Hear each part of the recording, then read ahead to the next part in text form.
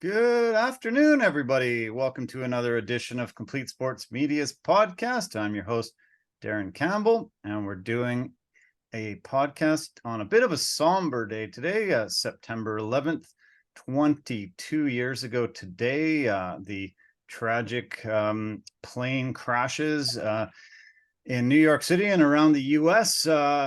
Everybody is having a moment of silence today. A lot of tributes around the world. One of the darkest days in North American history, and something that I will never forget. I'm sure most people alive will never forget. Glad to bring Jason Cameron into the mix to do a weekend wrap up of sports as always. But let's talk about September 11th.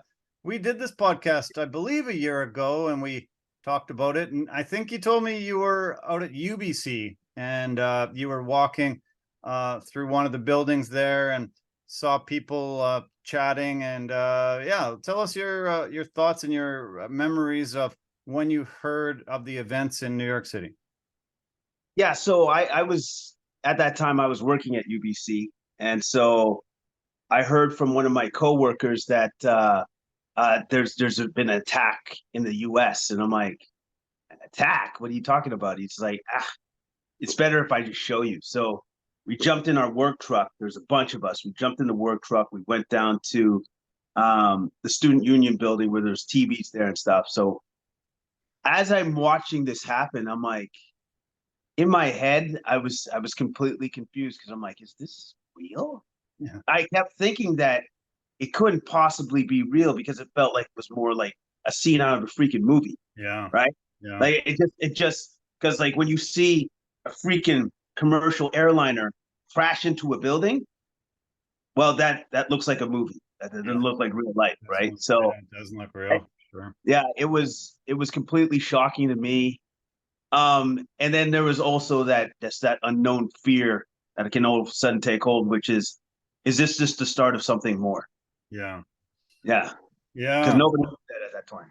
Yeah, nobody obviously knew what was happening, why, just so many unknowns at the moment. One of the things that always stood out for me is a couple of days later, I heard a report, and a child had been talking to his or her parents and saying that when they were watching it, they kept showing it from different angles, and they showed the two that hit into the buildings, and they thought that it was just constantly building after building after building after building being hit by these planes, and they were just like even more scared and freaked out that like every building in New York City was being attacked. And I just remember so many people seeming different when you walk by them on the street. Everybody just was like, wow, the war has come over here. We see a lot of images of war on the news and in reports and stuff in other places, but we had never really ever seen any big terrorist acts here by foreign entities, and it was just so like, uh-oh, like what are we in for? And it just seemed like everybody was afraid, everybody was scared of the retribution, and is this going to create a World War III? Yeah, exactly. Like people were on pins and needles, so to speak, because you didn't know where this was heading. You didn't know who the attackers were really. No. We just didn't know anything. What we did know is that the Twin Towers were toppled that day. Yeah. Non-existent. So. Well, they are having a game in New York this evening. Last night they had a game in New York, and it didn't make the New Yorkers feel very good as the Giants got just absolutely demolished by the Dallas Cowboys. But there is a game tonight. The New York Jets hosting the Buffalo Bills. I'm reminded of how sports seem to heal New York after 9/11. There was baseball games where the president came out and threw the first pitch. There were a football game where you saw lots of firefighters and paramedics and first responders on the field, and there was quite the tribute, lots of tears, lots of like, where are we going to go from here? But sports seem to bring everybody together and heal and help move things forward. And it's kind of poetic and poignant that there is a game there tonight. And hopefully the Jets can have a good performance and wipe out that New York travesty of last night. But yeah, it's kind of smart for the NFL to have this game scheduled tonight. Yeah, I know it's incredibly smart by the league to do that tonight. And obviously there's going to be some sort of ceremony, tribute to all of that. But more importantly, this is the debut of Aaron Rodgers for the New York Jets. Yeah. And he's got stiff competition right now, right off the bat. He gets to go up against the Buffalo Bills. And I'm not necessarily calling for them to win this game, but he should have a very good showing of himself in this game. And the other thing that I'm looking forward to as well is that Jets defense, because it's supposed to be vaunted and it's supposed to be one of the best in the league. I'm curious to see what Josh Allen can do against that defense. Yeah, it should be a really great battle. Lots of talk about the Jets defense being one of the most formidable we've seen in years. And yeah, we saw a really good defense last night with Dallas, put up a shutout, dominated the Giants to no end. It was like a pro team playing a high school team. It was just an absolute beatdown. And that's Dallas has this revamped, vaunted defense, and the Jets are trying to show them that they're as good or better. So I'm looking forward to the game. I'm glad we're doing this early so we can watch the entire game. It'll be interesting to see how Aaron Rodgers fares. He's got the defending rookie of the year offensive player Garrett Wilson there, a lot of offensive weapons they've brought over, and yeah, it'll be interesting to see how they've put this together. Probably more optimism with the Jets than there has been in many years. They have the longest playoff drought right now in NFL, and yeah, they did a lot in the offseason to try to stop that and turn this thing around. Yeah, they did. But the biggest one obviously was bringing over Rodgers, who apparently, if I remember my stats correctly, is the first 4,000-yard passer to come over to the team since Broadway Joe. Wow. Amazing. Yeah. Amazing. So it's been a while. It's been a while since they've had a quarterback of that caliber. Yeah. It's been over 50 years since they've won the Super Bowl, and having a legitimate all-star MVP type quarterback. It's been forever. So looking forward to that game tonight. A lot of great NFL to cover and talk about this weekend. There was some great games, some not so good games. I hate the preseason because almost no guys that are starters play, and you just don't really get a sense. And I feel like in those first couple games, guys are still trying to get up to game speed, and there's a lot of sloppiness, and it's just not the true NFL football that we grow and love as the season wears on. Did you feel like it was one of those week ones where it was just okay football? I was happy it was back, but it wasn't the best football we've seen. Of course, no. It was by far and away, it wasn't the best football we've seen. But here's the trade-off, right? You either play your guys in the preseason and risk them getting injured in a mean-nothing game, or you have them healthy for the season. Yeah. I myself, if I'm the GM, if I'm the head coach, I'd rather have my guys healthy, and we'll figure it out from there. I'm good with that. Yeah. Well, a little later on, I'm going to go down the injury report, and oh my God, there's a few guys that are gone for the season after week one. Partway through the game, got injured. J.K. Dobbins comes to mind as the biggest name. Goes out right away. Baltimore's lead running back. Boom. Lots of guys hurt, and some guys that gone for the year after week one. So it's a tough game, tough sport, and injuries happen, but sloppy football. Amazing game between the Chargers and the Dolphins. Can't wait to break that down with you. Chargers defense has still got to get better. Brandon Staley, what the hell are you doing? I think my first conversation with Brandon Staley today would be Can you freaking double team Tyreek Hill, please? Like, what are you doing? What are you doing? Why? How are you not double and triple and team that guy to let him not catch 11 balls for 215 yards and a couple TDs? It was not a good defensive display by the Chargers, but they've never really been known for their defense. But that was another one that just irritated a long-standing Chargers fan. Yeah, it irritated me too as well. But the thing is, that's the great thing about Miami's passing offense, because it's literally pick your poison. Yeah. You got Waddle and you got Hill. I would probably skew it more towards Hill, big time. but then that doesn't mean that Waddle won't go off too as well, right? Yeah. So it's a tough one, and especially with the fact that Chargers actually have one of the best safeties in the games with Derwin James, and even he was still handcuffed. Yeah, it was tough and brutal, and yeah, can't wait to break it down. Like I said, there are two anniversaries today I want to mention. September 11th.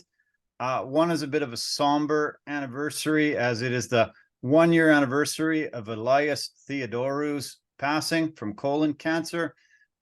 He kept that diagnosis private to the outside world, and the news of his passing really shocked me and a lot of others that followed him in the MMA world.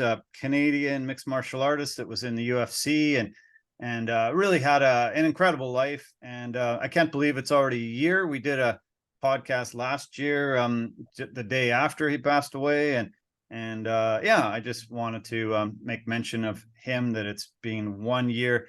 He is missed by everyone. Yeah, he most certainly is. He contributed a lot to the MMA world, especially MMA in Canada, and still sorely missed. Yeah.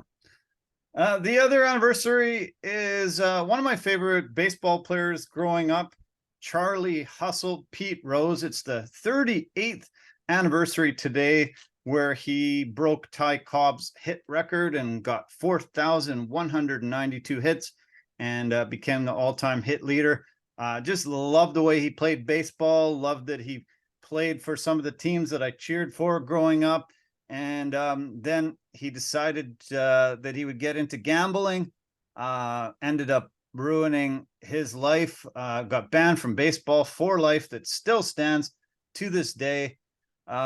He wears a little pin on his shirt. I think he actually has embroidered shirts called Hit. They say Hit Gate on it. He's still bitter and angry about his lifetime ban, but 38 years, I can't believe it's been that long. And I really wish he would have never got into gambling, and he would be revered and talked about and remembered very fondly by everyone that followed baseball. He would have been, and for some people he still is, right? But at the end of the day, he kind of did this to himself. He did this to himself. I don't know if this ban will ever be forgiven or released or whatever, what have you. I don't know if that will ever happen. And if it does, it will happen well after Pete Rose is no longer with us, and probably well after we're not here either. Yeah. If it ever does. If it ever does. Yeah, probably not. Yeah. Tough. Tough for a really great dedicated baseball man, but yeah, he did it to himself. And gambling is wrong. When it can affect your career like that, come on. Calvin Ridley, we're going to talk some props about Calvin Ridley today, but for the past year or so, we've been having to talk about how stupid he was, gambling on the NFL for little amounts of money compared to his salary, and missing out on a whole season of his prime career. Come on, kids, learn from these examples. If you play professional sports or sports at a high level, just stay away from gambling until you're retired. It's just not worth it whatsoever. And yeah, these are some very prime examples why you shouldn't ever dabble in that if you're at this level in professional sports. Yeah, absolutely. You put your career in jeopardy, and we've seen many examples of what happens when you go down this road. So it's just not worth it. It's not worth it at the end of the day. Have you watched the Pat McAfee show since it's been shown locally? The ESPN debuted it just the other day, and today, I think today was maybe I think it was the third podcast show that they're showing on ESPN. Have you watched the McAfee show since it's been shown locally and on ESPN? I have not seen it when it's been on ESPN. Like I watched the Pat McAfee show, but I'm just watching clips off YouTube. Okay. I just thought maybe you guys had consulted in wardrobes and decided that you would wear the same shirt. He seems to always rock that same type of shirt you got on today. Yeah, no, I've noticed that. I don't know if you saw. I saw it off Instagram. The Mannings were having auditions to see who would be their next person. So they had McAfee on there. It's hilarious. It's like, we're just gonna tape some sleeves on you. And like, I don't know about this anymore. I don't know about it. I know that those commercials were just brilliant, so hilarious. Like, I couldn't believe how many stars they had in to do these auditions, and it was hilarious. But that one where they were trying to tape on the sleeves was just made me laugh for sure. No, that was great. But the best part of that commercial was at the end, where Brady's still waiting to go in for his audition. And they just didn't even bother. So this have to go back to football, he said at the end there. Yeah, that was brilliant. That was so good. Well, speaking of wardrobes, you sent me a picture over the weekend. On Saturday night, you had a surprise birthday party that you attended, and you were rocking a brand new sports jacket and tie that you just picked up. Man, you look sharp. Were you getting rave reviews from everyone at the party? The funny thing is, like, when I got that blazer, I was thinking of when I'm going to actually have a chance to wear the damn thing, right? Yeah. And I had an idea of what it would look like once I put it all together, and I couldn't be happier with it. And yes, I got rave reviews. I got a lot of rave reviews. But the best thing about that night was for the lady in question, which was her surprise birthday party, which was my friend's older sister. She didn't see it coming. There were some tears of joy shed. It was fantastic to see. Like that for me. Those are the kind of memories that you want to have, you want to create for yourself, because those are the memories that count. Yeah. We're not surprised enough in life, and it's good when somebody takes the time and makes the effort to gather your friends and family together to celebrate a big birthday or celebrate a big moment in your life. And I mean, you guys are going to talk about that night for many years to come. I guess she had done it for her husband a couple of years before, you told me? Yes. She got him good.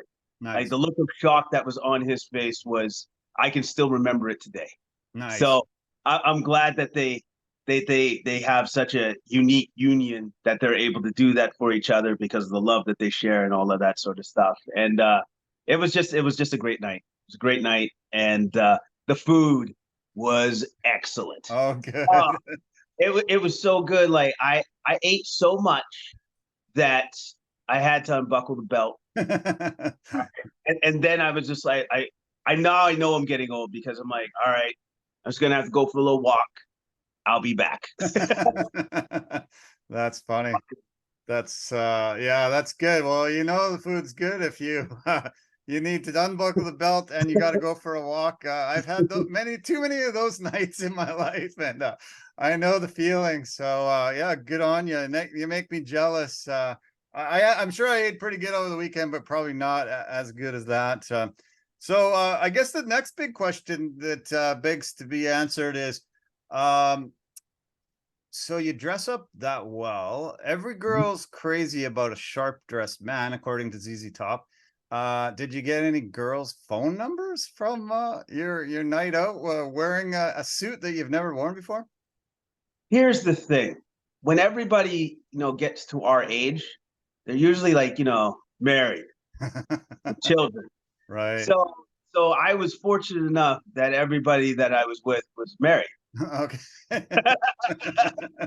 So there was absolutely no chance of that happening. Oh, damn. What I did get was just the nice, compliments of, "Oh, you look great," and everything else. And I'm like, "Oh, thank you, thank you." And I looked around and I go, "There was no single ladies here." Damn. My God. Oh, crap. Well, you should have taken off somewhere and tried to yeah, flaunt it off, because I bet you we're gonna be looking about a year or two from now and you're gonna wear that again. So it's gonna Yeah, be a while before you it's have gonna that be a while. chance again. Yeah, no, you're absolutely right. It's gonna be a bit. It's gonna be a Yeah. bit. Well, okay, you're out Saturday night. I'm home. I'm watching UFC 293 from Sydney, Australia. And the card didn't look terrific on paper.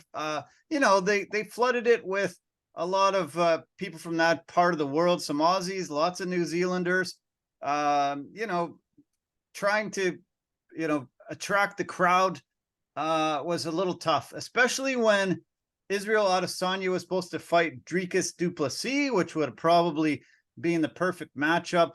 A lot of animosity between them. When du Plessis begged out and said, "No, I can't be ready in 2 months after my last war with Whitaker. I can't fight.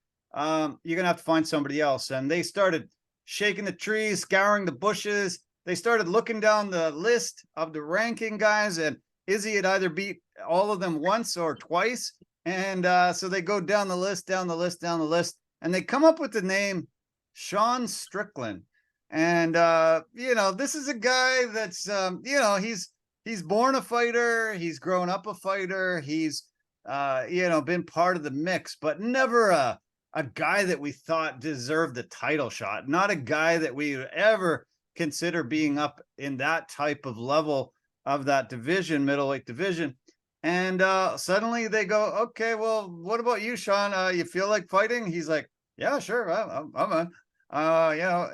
You can replace me probably if you find somebody better, but yeah, I could beat this guy." And he was about one of the only guys that believed it. You and I on this podcast a week ago, we're just like, "Oh, this is a mismatch. This is a really not something that we were wanting to watch, because it was just seemed like no chance." And then you said, "Imagine, just Yeah. imagine, what's the world, what's the MMA, what's the UFC gonna do if this guy actually pulls off the win?" And I'm like, "Yeah, that would be hilarious, wouldn't it?" Not even actually considering that this could be a possibility. And guess what? It happened. It Yeah. happened. It harkened me back to when George Foreman beat Michael Moorer, and that's what was said. Jim Lampley, when the punch was landed and he landed on the ground, George Foreman at 45, something like that, was the heavyweight champion of the world again. And he said it happened. And so many things flooded into my brain. And all of a sudden I thought, this is a dark day in the history of this organization. And I can't believe Sean Strickland is the champion. And after you got a chance to watch it, what came through your mind? What were you thinking? Well, first off, okay, so I actually had a setup from a friend of mine, because Okay. apparently, this is rumorville, but apparently Dana White and the UFC were very concerned about even giving Strickland the chance, Yeah, because giving him the chance means giving him the chance to win. sure. We Yeah. were very, very concerned with this. Izzy almost made he made a Barkley guarantee that he would take him out. Yeah. That is not what happened. No. I watched this fight. I was going to liken it like the Matt Serra GSP. Yeah. That kind of upset, or Leon Edwards with Usman pulling out. But to be honest with you, it doesn't compare to those two. You want to know why? Because those two got KO. Right. This guy dominated Izzy Yeah. from the first round to the fifth round. Right. I have never seen anything like that, especially with massive underdog. I believe, like in Vegas, Strickland was like a plus 450 or 460, as Izzy was a minus 675. Yeah. Yeah. So when you have it that big, Odds there makers is had it. no Yeah. way. No way. Yeah. No Well, way that's supposed to happen. And then it did. And I'm watching it and I go, you gotta be freaking kidding me. Because he has his Philly shell defense and that's all, and a jab and a straight. And that's all he really needed. And he was light on his lead leg to block kicks. Wow. crazy. Yeah, it was a stunning, shocking upset. Just blew my mind. I was texting with Scott Holborn as the fight was just about to begin, and he's like, this is a mismatch. Izzy's got this. No way Strickland can win. And then bam, he lands this punch, that drops Izzy in the first round. And immediately I see my phone buzz. I don't look at it. And I'm like, what the hell just happened? Oh my God. And he almost had him out of there early. And Yes. and you're right. If it's a lucky punch, if it's a amazing KO shot, you're like, okay, that's the kind of chance you think a guy like this has at winning, but not a dominating round after round after round. After Izzy's in that much trouble in the first round, he goes into this corner. You think, okay, the corner's going to figure out what just happened, stay away from him for a little bit, but then, use our game plan and tactics and we'll beat him 3-4 rounds. Yeah, he took that first round. It might have been a 10-8, whatever, let's win the next 4 rounds. But, he just didn't have it. I've never seen Adesanya look that bad. I've never seen him look that scared. I was just stunned at the way he was fighting. He ran so much. He didn't assert any type of dominance, was always on the back foot, just took abuse and tried to land a few shots, almost landing no head strikes whatsoever. It was it was weird and it was shocking. I just don't know what led to that terrible of a performance from Adesanya. And, I do have to give Strickland props. He fought a perfect fight. He really did. He fought a perfect fight. He used his very strange way of defending and just constantly pressed the action. Whenever Izzy started to cover up, he started landing those shots and just really had a great game plan that he stuck to. And he deserves the win, unfortunately, but he deserved the win. No, he absolutely did. The thing that I was shocked at, he didn't even try to wrestle him. No. Not once. Yeah. Didn't try to shoot. He just left that part of his game in the back. He's like, you know what? I don't even need this part. I don't need it. And which is the more shocking thing for me is that he didn't even use it. No. Didn't even want to because he didn't need it. That blew, I think, everybody's mind where, he just said, no, I'm better and stand up here and I'm going to continue going and going and going and going. So I can't wait to break the UFC down in full. We're going to do that at the end of this podcast today. I think we're going to talk a little bit more of the weekend in sports. Then we're going to get into the NFL week 1, which is really on the top of everybody's mind. UFC has a lot of storylines to break down and it's going to be fun, but in the second half, people. So either keep tuning in or tune in at the second part of our podcast if you're just a UFC guy. So the other big story over the weekend was US Open was finishing. There was a lot of talk about Novak Djokovic against Carlos Alcaraz, and they were going to end up meeting in the final, and we were going to finally get another opportunity to see the number 1 and number 2 in the world. And then in the semifinal, Daniil Medvedev, one of those cheating Russians, ends up spoiling the party, and he ends up beating Alcaraz, getting into the final. Medvedev was able to actually beat Novak a few years ago in the US Open final. And so, there was a lot of people that fully expected it to be a great match, but it wasn't Alcaraz Novak, but Novak going for his 24th Grand Slam championship, tying him with Margaret Court, the most ever by a man or a woman. And he played amazing. It was a really, really fun match to watch. I absolutely loved it. He's been in 10 US Open finals, and guess how many going into yesterday he had won out of those 10? 8.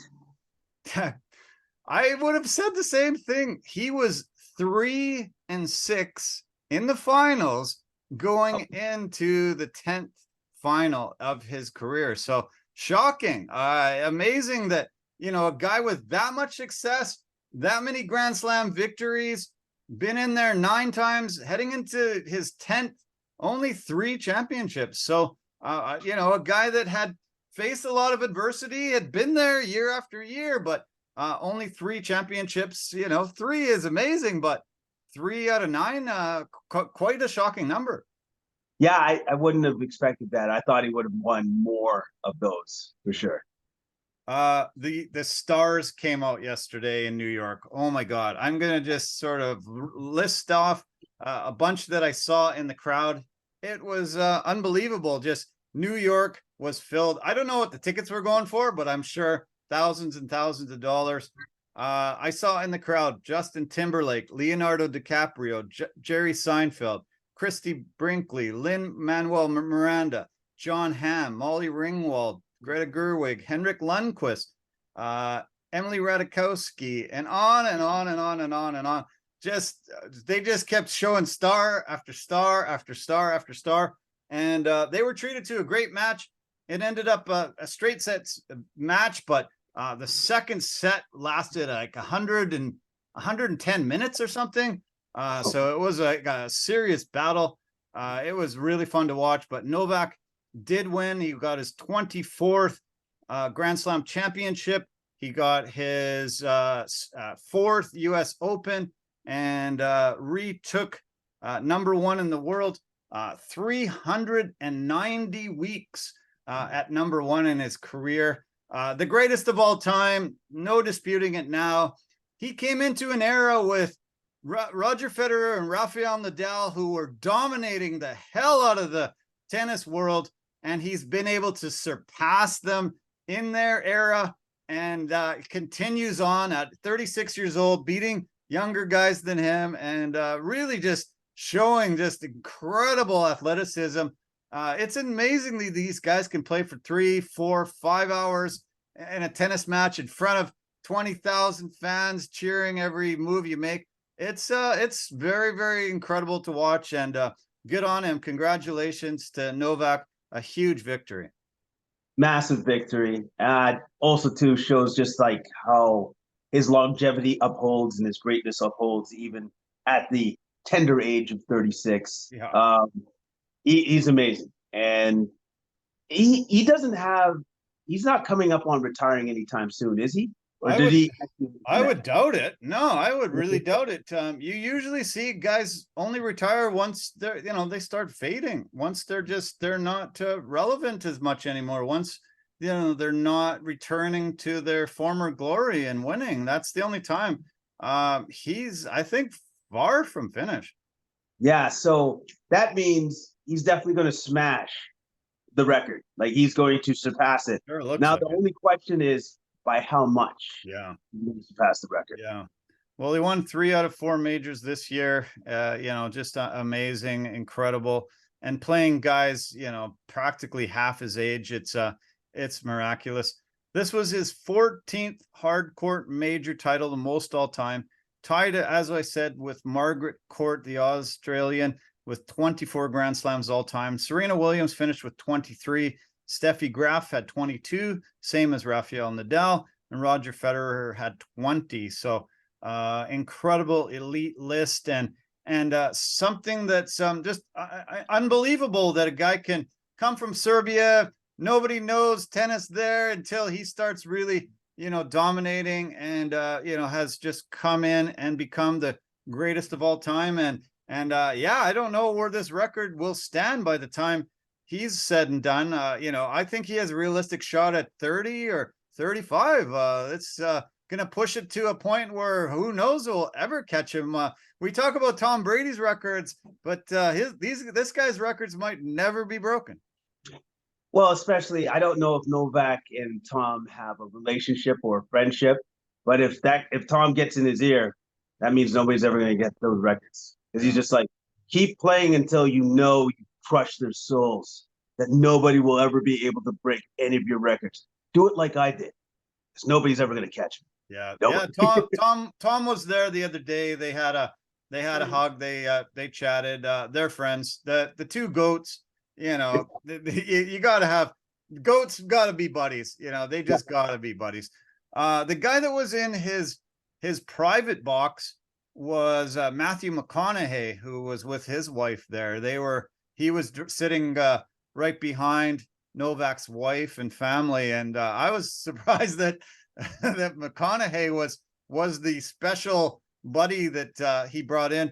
I think Tom was a little bit busy getting honored at Foxborough, or else he might have bumped McConaughey and he might have not have had that seat.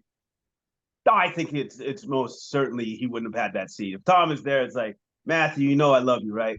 But you're not getting that seat. Yeah. I got one. It's nosebleeds, but you know, you'll be here. You'll at least be here. But you know, the goat between, you know, it's just there's levels. So good luck. Good luck. Yeah. Yeah. So that was great. Coco Gauff, got to give big props to her. She got her first Grand Slam championship. Big victory on the women's side, and also on the women's side in doubles. Gabby Dombrowski from Canada won the doubles championship, the women's doubles, first Canadian to ever do so. Fantastic. Very big props to her. Great to see her get this huge victory. First ever female from Canada to hoist the doubles championship at the US Open. That's fantastic. Like that's quite the honor, and the fact that she was the first to do it. Like that's, hey, our tennis game is coming up. Yeah. And we're putting the world on notice slowly but surely. I'm sure. Speaking of tennis, we're welcoming the greats of tennis here to our city. September 22nd to 24th, we've got the Laver Cup here in Vancouver. Super excited to see the tennis here. It's at Rogers Arena. Tickets have been hard to find. Gotta say, not sure 100% that I'm going yet. Don't have tickets yet, but I'm trying my best to be there. It's Europe against the world. John McEnroe is the captain of the world side. Bjorn Borg, the captain of the Team Europe side. Incredible players that are on the docket, and I'm very excited about the high level tennis that's coming here. It'll be great. We've got Felix Auger-Aliassime representing Team World again. We've got just some of the greatest tennis players in the world here, and yeah, let's hope it's filled. Let's hope it's great tennis, and we get a lot of publicity to our great city of Vancouver here. I'm sure it will be filled, and just the fact that all these great tennis players are coming here. Yeah, the fans will be coming out in droves, and it's going to be a good night out whenever that is. Okay, so the Team World team I'll list off here. Felix, as I said, Taylor Fritz, one of the great Americans, Francis Tiafoe, Tommy Paul, also Americans, Ben Shelton, who made the semifinal of the US Open, he's in it, and Francisco Cerrundo and Tommy Paul. Great. John McEnroe and his brother are the coach, or is it called the captain and the vice captain. And for Team Europe, we've got Bjorn Borg is the captain there. Thomas Engvist is his vice captain. Casper Ruud, Stefano Tsitsipas, Andrei Rublev, Holger Rune, Hubert Hurkacz, Gael Monfils are the guys on Team Europe. Team World won last year. I really love seeing Felix celebrate with his teammates, and it was super fun tennis to watch. And basically, come hell or high water, I'm going to be there, and I'll put some posts on Instagram as well as YouTube, and I'll give a bit of a report the podcast after. Hopefully I'll have some good video too from there. Oh yeah, no, I look forward to seeing that for sure. And again, it's going to be a great night of tennis for that night.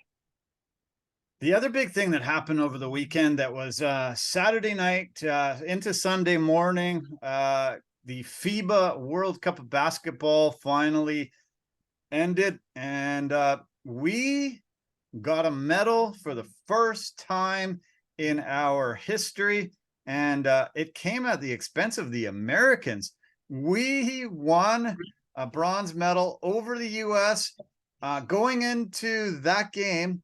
In 22 games that we had played against them internationally at the senior level before, 1 victory for Canada, 21 for the US. So not a lot of people really picking Canada in this one, not thinking that we could pull off this upset. They won 127, 118 in overtime. And one of the most exciting, fun games I've ever watched. And incredible to see these good Canadian boys pull off this huge upset, stand on the podium, Canada's best ever performance at a world championship. And yeah, it was amazing that we were able to beat the US finally and get this. I'm sure you saw the highlights. Shea Gilgeous-Alexander, Dylan Brooks both had phenomenal games. Great tournament as a whole, and an amazing finish to a really, really fun event. Yeah. Like at first, I was a little bit worried because from watching the highlight and seeing Bridges make that desperation 3 at the end of the game, I think 0.2 seconds left. You're like, okay, so the U.S. made a furious comeback. Now they forced it to overtime. You're thinking, I don't know. It's not looking good. They got but then Dylan Brooks has one of his best probably games he's ever had as a professional, period. Yeah. 9 points, 4 rebounds, 5 assists. I think he went 7 of 8 from 3. And he was absolutely incredible defense, incredible presence out there. Just yeah, I got this, boys. Get on my back. I got this. And you know, I as well as a lot of people have a lot of issues with Dylan Brooks's attitude and the way he conducts himself, but incredible step up performance in you know, the last game of the tournament. Way to you know, go out of there successful, getting a bronze medal. And yeah, this is the best game he's ever played in his life. I guarantee it. Oh yeah. How about this? The game, he played so well throughout the course of this tournament that it looks like the Houston Rockets actually did well in paying him what they did. Yeah. A lot of people were like, oh, where are they going here? I thought they were going for young guys. Why are they trying to bring this guy in? He hasn't been a, you know, an ideal teammate. He pulled on Superman's cape and kind of blew up Memphis's season. And you know, there was a lot of issues that people had with him. He, you know, he doesn't his energy is incredible and infectious, but it crosses the line a lot, and a lot of people have issues and problems with that. And you and I have had discussions on this podcast about, you know, his attitude and the way he conducts himself. But to get him, you know, to finally harness it in and play this well and bring Canada home a bronze, you know, I got to give him massive props. And you know, am I happy he's Canadian? I guess so. Maybe I am. Maybe he changed my mind. I wouldn't have bet on that before this tournament, but yeah, this was great to see, and a guy that yeah, rose his stock up in Houston's mind and probably the basketball world as a whole. Oh, absolutely. He just showed that this is the potential that I do have. Yeah. Right. And if he's able to channel that energy that he has in the right way, well, this is the result. This is the result. So winning basketball. You mentioned you mentioned the 3-pointer that was hit at the end by Mikal Bridges. So US is down by 4. This is a scenario. If you haven't seen it, haven't seen the highlights. US is down by 4 with 4.6 seconds left. Bridges gets fouled and sent to the line. So the commentators are like, okay, yeah, I think he's going to hit the first and then purposely miss the second, hope they can get it out for a 3. And so he hits the first. Great. Everyone's looking around. Steve Kerr's yelling at, what to do, how to make this work. They don't go to a timeout or anything. All of a sudden they say, I think he's actually going to try to make it. Wow, that's weird. I wonder why. And then he went back, he shot it on the right side of the hoop, purposely missing it, and runs over and grabs the ball, runs up to the 3-point line and launches a crazy 3 that ends up being 0.6 second? It was like 0.4, 0.2, I thought. Yeah, maybe 0.4. Yeah, crazy. Like at first it was 0.2, and then I think they might have added a couple of points to the clock, but you're like, oh my God. No, like how could that have happened? They had just brought in Edey to try to get the rebound. He's 7'4", and you're thinking, okay, he's going to be able to block out. He ends up blocking out too far, leaves the rebound open. Bridges obviously knows where it's going because he took the shot, grabs it, goes to the corner. RJ Barrett made a bit of a mistake, didn't cover him, and boom, it was into overtime. And then you're thinking, oh man, this game is over. Canada outscores them 16-7 in overtime and pulls out the win.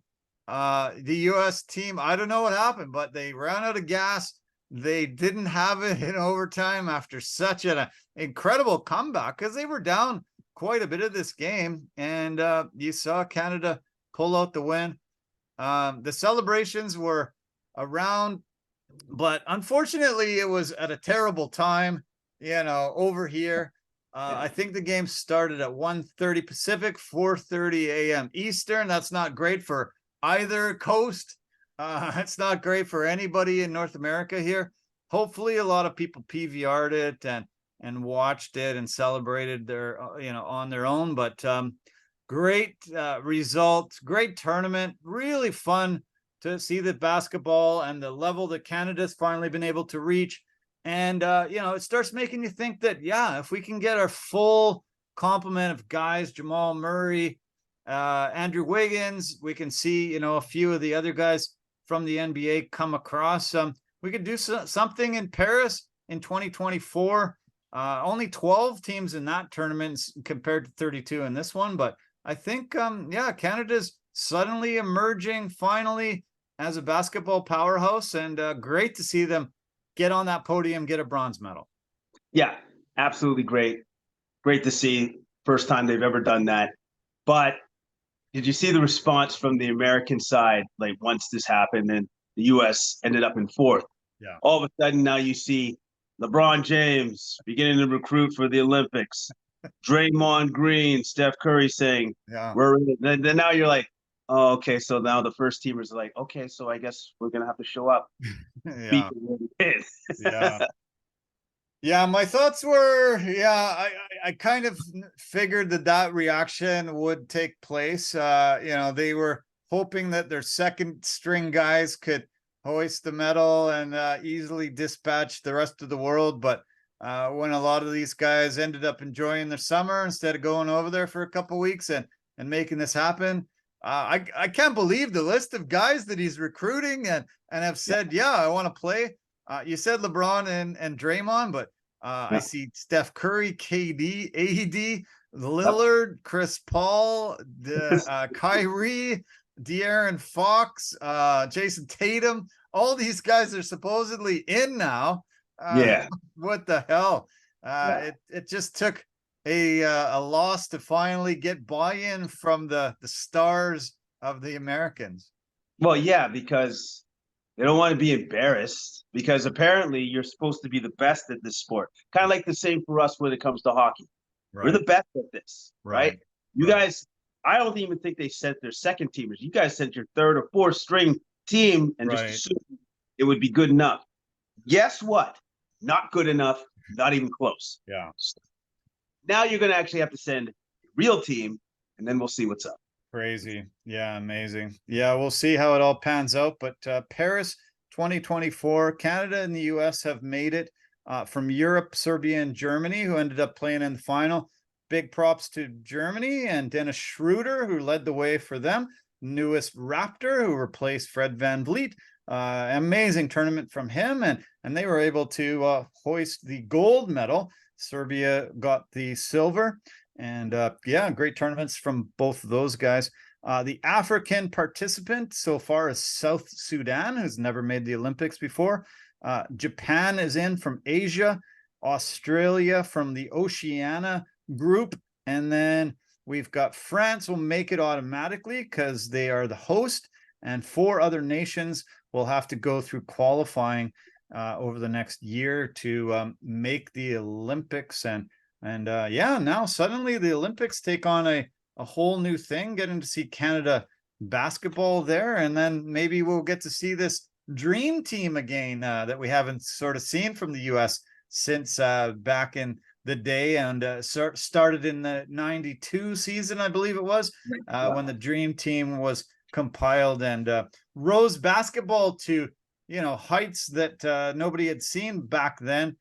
Maybe we'll get to see, the absolute superpower that US can be, and we'll get to see Canada at their full complement. Maybe we'll get to see all the top guys that should have been in this tournament, but weren't as well. I hope so. I hope we have our full complement of players that we potentially could have. I hope everybody is able to show up and nobody is injured. Yeah. Because to be honest with you, we are going to need everyone if the U.S. is going to send their A squad down. Yeah. We're going to need all of those, everyone. Oh, yeah, we would need everyone and more. Yeah. If they got a lot of old guys, are in there, but, guys that are still super talented and top of the NBA. One mention from locally here, the hockey world, Quinn Hughes was named the 15th captain in the history of the Vancouver Canucks.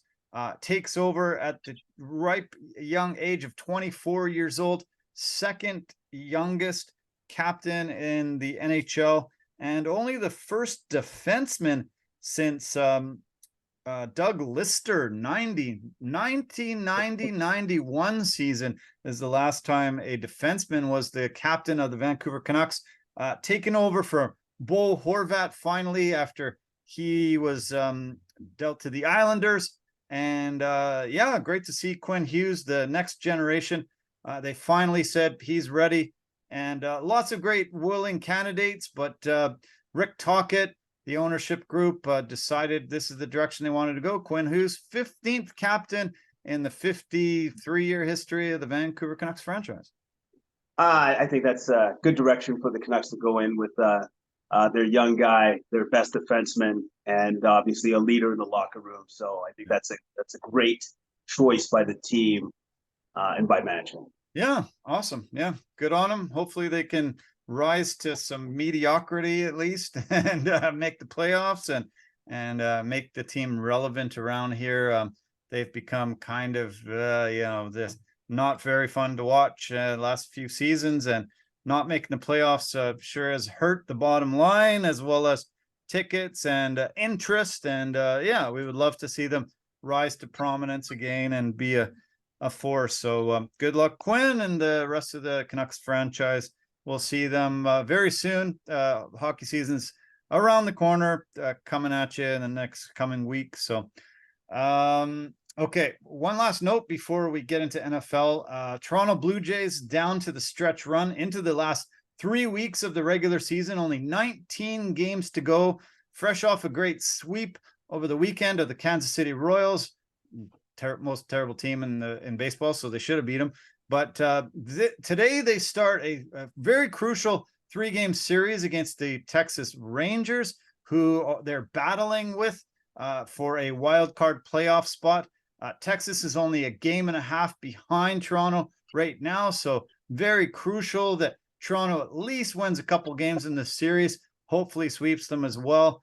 Texas is in a free fall. They were leading the West Division for most of the season until the last 3-4 weeks, and they went into a tailspin.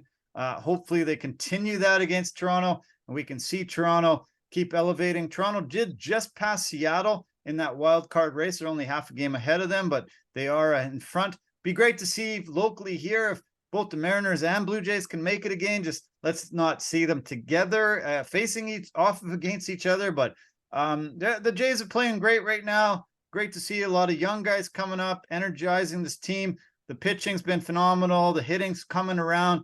Bo Bichette finally came back from injured list, and this team's fun to watch. I am very disappointed that these games aren't sold out. It's crazy to look into the stands and see a lot of empty seats.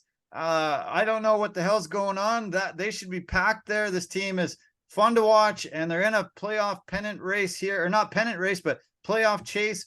The stadium should be filled out, especially on the weekend. Larray was pointing out, hey, what the hell's going on here? There was tons of empty seats, and it was pretty shocking that the fans locally aren't just eating this up and filling the stadium. You know what? It's weird when it comes to baseball, right? Because I think, especially for Torontonians, they need to see results first before they commit to the team, and it's unfortunate because like the only team that they'll actually commit to, even if they don't see results, is the Maple Leafs. That's it. But the thing that's great though is that they do have the potential. They're in this wild card race. They're doing great. They're potentially peaking right now. So yeah, it's the time right now is to jump on board and start seeing this awesome team play baseball and hopefully do some damage to the playoffs. Yeah, I sure hope so. You're right. Yeah, they are pretty fickle fans there. Get behind the Leafs no matter what, and then only the Raptors and the Blue Jays if they have success. So yeah, let's be better, Toronto. Come on, support your team. If they were here, we'd be filled out. I guarantee it. We'd be sold out. So if you want to lend your team, get rid of your team. We'll take it. Open arms. We'll fill the stadium and prove that a team can be very highly coveted, no matter what. So come on. Okay, I'm looking a little over an hour away from Monday Night Football. New York Jets, Buffalo Bills should be a hell of a game. This is, Buffalo is in New York State, but they're not really considered a New York team. So, those New Yorkers that'll be in the crowd locally will be supporting the Jets heavily tonight, especially after last night's absolute beatdown, 40-0 Dallas Cowboys. That was brutal. But I'm looking forward to seeing Aaron Rodgers, Josh Allen, two of the most elite quarterbacks in the NFL battle it out. And this should be an incredibly fun game. I hope on par with the Chargers-Dolphins game yesterday, which was the game of the day. That definitely was the game of the day. And that would be a great way to kick off Monday Night Football is if we had another game of that caliber, of that quality again. I hope so. I hope that's what we get to see. No Damar Hamlin tonight, which disappointed quite a few people, but he is what I've heard is fourth on the depth chart at safety. So he is on the inactive list tonight, still recovering from his cardiac arrest that happened on January 2nd of this year. So he's still in recovery mode. We were super happy he made the roster, but he's behind some very big safeties, Jordan Poyer and Micah Hyde, two of the top guys in the league. So don't expect him to be out there immediately and getting tons of chances. He was on the field that night because Micah Hyde was hurt. So he's part of this team. Great that he's on the roster, but he will not be active tonight. In a bit of a disappointing move, I guess. Yeah, it's disappointing. But you know what? There's still hope that they might give him a couple plays for the Buffalo Bills home opener when they go home. So yeah, that'd be great. Somebody that's supposed to be getting a ton of a workload tonight is Dalvin Cook. who was kicked to the curb by the Minnesota Vikings. And, this is a running back that's been super elite, one of the best in the football for the last 4 or 5 seasons. And Breece Hall, unfortunately, is still banged up from a preseason injury. And he will play, I understand, but the bulk of the load will be going to Cook. And I think this is actually good for the Jets. Dalvin Cook is still an incredible player, and I think he'll have an impact tonight. I believe he's still an incredible player.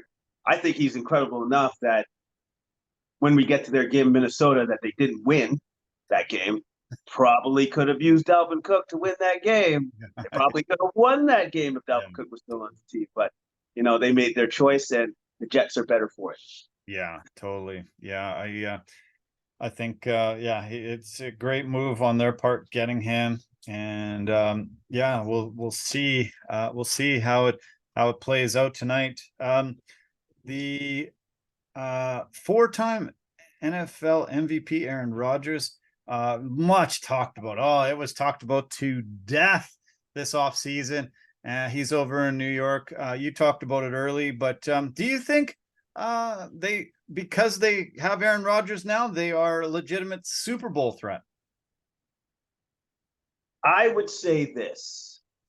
I need to see Aaron play at least 2 weeks. Okay. Because some would say there might have been a drop-off of his play last year. Yeah. So if that drop-off continues into this year, that's not good. No. Yeah. That's not good for the Jets. But I believe he was probably just tired of that certain situation, because he seems very much rejuvenated being in a new place, with a new team, with welcoming teammates. Yeah. So I would reserve judgment until I see him play for this week and the next, see where he's actually at. But if he plays well, or if he even plays close to his MVP caliber years, should be. They're right up there. They're right up there. There's a big interview tonight about to be shown. John McEnroe had with him. They showed a clip on the weekend of it. John McEnroe was my favorite tennis player growing up. So glad he's bringing the Laver Cup here, and loved seeing him yesterday commentating on the Novak Djokovic 24th Grand Slam. I'm really looking forward to the interview between them, two iconic New York guys, and it'll be a fun interview. Don't miss it. Record it, people. Get it happening. Find it online if you didn't record it. But that should be a super fun interview between two really big legends and two guys that want to embrace New York big time. Yeah, two very much fierce competitors. One being more fierce than the other. One being a little bit more probably potty mouth than the other. So yeah, it should be a very interesting and very engaging interview. Yeah. We sure had a fun time doing the podcast last week with Barry Grant Jr. doing an NFL preview. I loved it. We got so much great feedback, tons of views, and it was a really good way to kick off the NFL season. Did you have as much fun as I did? Oh yeah, most certainly I did. It's always a pleasure to have Barry on and to chop it up with him, talk football. He's just a wealth of knowledge, and he's got a different perspective than both of us. So it really adds to what we have to say. Yeah, no, I was glad to have him. It was nice, and he does add a lot. If you haven't watched it, if you haven't listened to it, please do so. A great way to get a wealth of knowledge heading into the season. I know we're 1 week in, but it's a 17-week season plus the playoffs and stuff. So do so. Let's increase those views way up. We're very impressed with how many views we're getting, but why not double it, triple it? Let's go. So tune it in. You will be happy you did, because you'll be able to get so much knowledge about this season if you haven't got it already, and different perspectives. It's always good, like Jason said. So okay, I want to start off. I want to go through the every game, and I want to start in the NFC East like we have done over the last few seasons. We'll kick off with the Philadelphia New England game to begin with. In Foxborough, this was Tom Brady Day. Eagles came in 10-2 in their season opener since 2010, the best record in the NFL. And Darius Slay kicked off the festivities in a very great fashion, picking off Mac Jones, running it back for a pick six, and sort of setting the tone of this game. Philadelphia didn't have an offensive explosion. Probably I think it was their least amount of yardage since early 2021, but just did enough to spoil Tom Brady's return to Foxborough and get the victory 25-20 over the Patriots. Tell me your thoughts about this one. I thought it was a great game plan done by the Eagles. I thought they just executed well, and obviously they got off to a great start with the pick six by Darius Slay. Yeah. Hurts did enough, didn't make any mistakes. 170 yards, 1 touchdown, 37 yards carrying, and you know what? It was just a solid effort all around by the Eagles, defensively and offensively. Brown got his receiving yards, 79 yards. Devonta Smith, 7 receptions for 47 yards and a touchdown. They did great. And although Jones did have a good showing of himself because he passed for 316 yards. Yeah. Like he did well. I think for myself, he did well enough that Belichick shouldn't have been pissed with him. You know, yeah, unfortunately they did lose, but it wasn't due to his shortcomings. Yeah. Well, I couldn't believe they gave him, this much opportunity. Like he slung the ball 54 times. He threw the ball 54 times. 3 touchdowns, 316 yards. Super impressive. Unfortunately, just one errant throw that, really started it off tough for them. And then it came down to that 4th and 11 play, right as the clock was ticking down.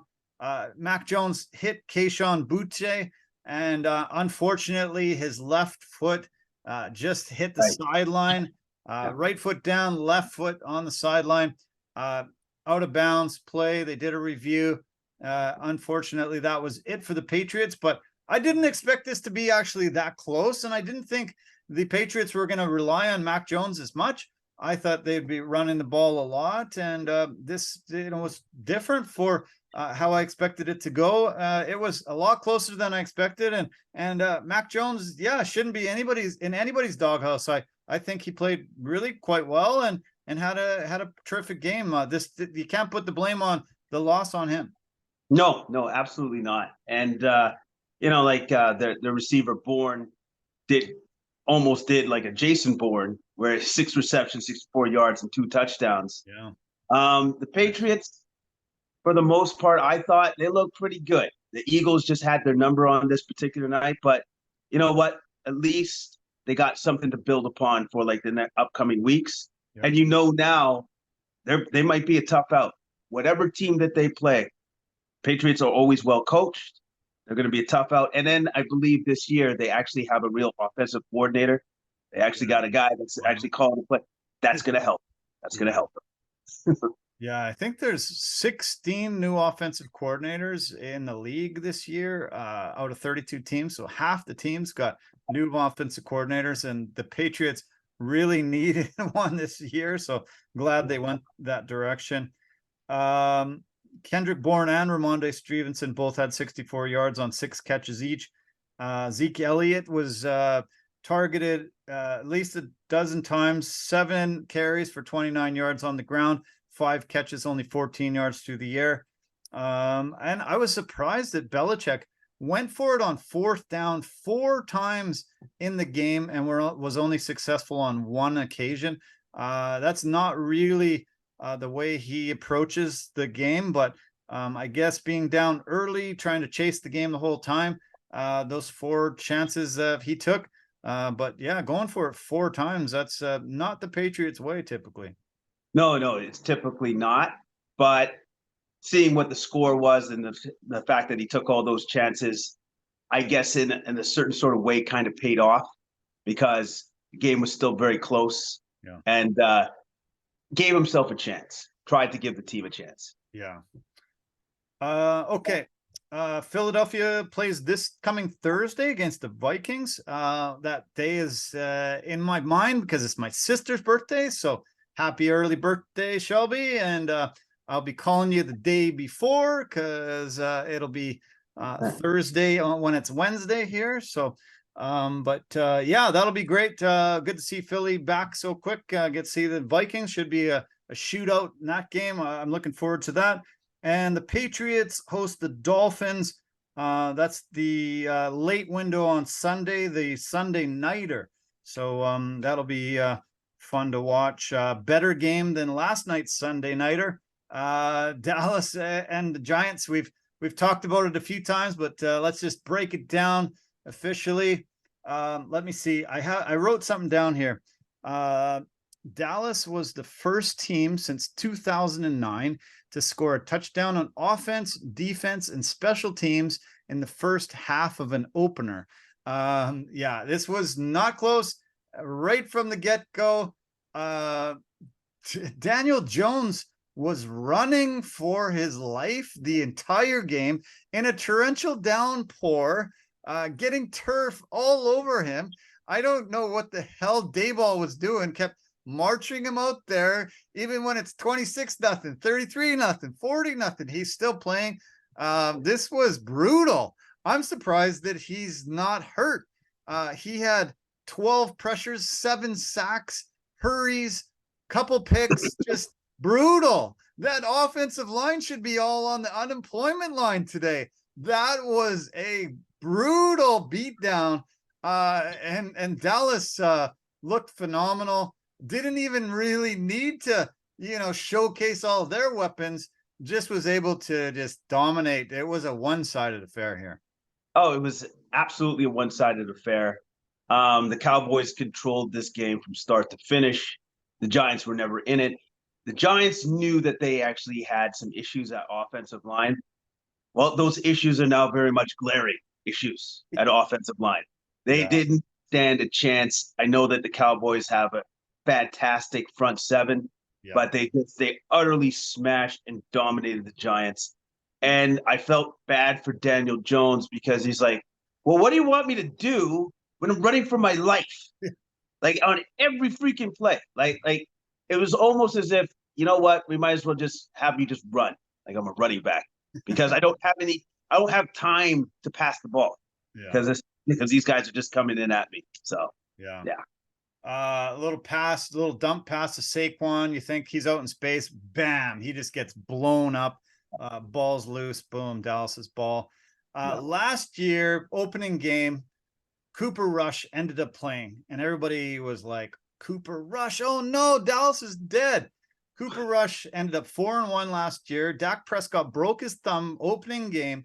Cooper Rush made an appearance again in game 1 this season, but it was because it was such a blowout. No need to march Dak out there anymore. He had done very much enough. Cooper Rush gets his opportunity 2 years in a row, this time in much better circumstances.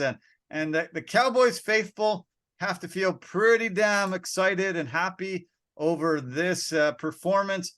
Not get ahead of themselves, but they made Stephen A. pretty upset today. They made Shannon Sharp upset. A lot of Cowboy haters out there. A lot of people love the Cowboys, but as many people hate them probably. And but this was not even close. Dak Prescott is something. I wrote it down somewhere, but I don't think I have it right in front of me. Is he maybe he's like 11, and I think he's won his last 11 games against the Giants. So he loves playing the Giants. So do the Cowboys, and this was just not even close. Pretty tough Sunday nighter. I bet you the viewership was down quite significantly as this game wore on. Yeah, it was down quite significantly because even I was just like, as I'm watching the game, I go, it looks like the Giants are done. There's no way that they're coming back from this. Yeah. If I'm the head coach Dayball, I just be like, all right, guys, we're just going to move on to the next week. I would try to take something positive away from this game, but there is nothing that I can take away that was positive. Yeah. Yeah, So it's we're just crazy. gonna move on. Okay, let's turn to the last team in the NFC East, the Washington Commanders. This was the defense that I chose in my fantasy football over the weekend because Arizona Cardinals are supposed to be the worst team in football. They're tanking, supposedly trying to get the first overall draft pick. And Barry Grant Jr. on this podcast 1 week ago predicted a winless season for Arizona. And lo and behold, at a couple points in this game, Arizona was leading. They were winning this game, and I'm like, oh my God, could they pull out a victory in week 1 and ruin Barry's prediction and many others pundits' ideas of what was going to happen? But no, they blew it. They allowed the Washington Commanders to score 10 points in the fourth quarter, and they scored none. Commanders got a victory. Not a pretty one, but they got the win nonetheless. Sam Howell looked okay, a couple 100 yards, a touchdown. Brian Robinson led the backfield. Curtis Samuel was top receiver. Serviceable win, but you can't be that excited over this victory if you're Commanders fan. Good to get a victory, but should have been better. Should have been better. Yeah, I would agree with you on that. The Cardinals, I guess, to their credit, kept it close. Yeah. With their quarterback Dobbs, who went 21 of 30 for 132 yards.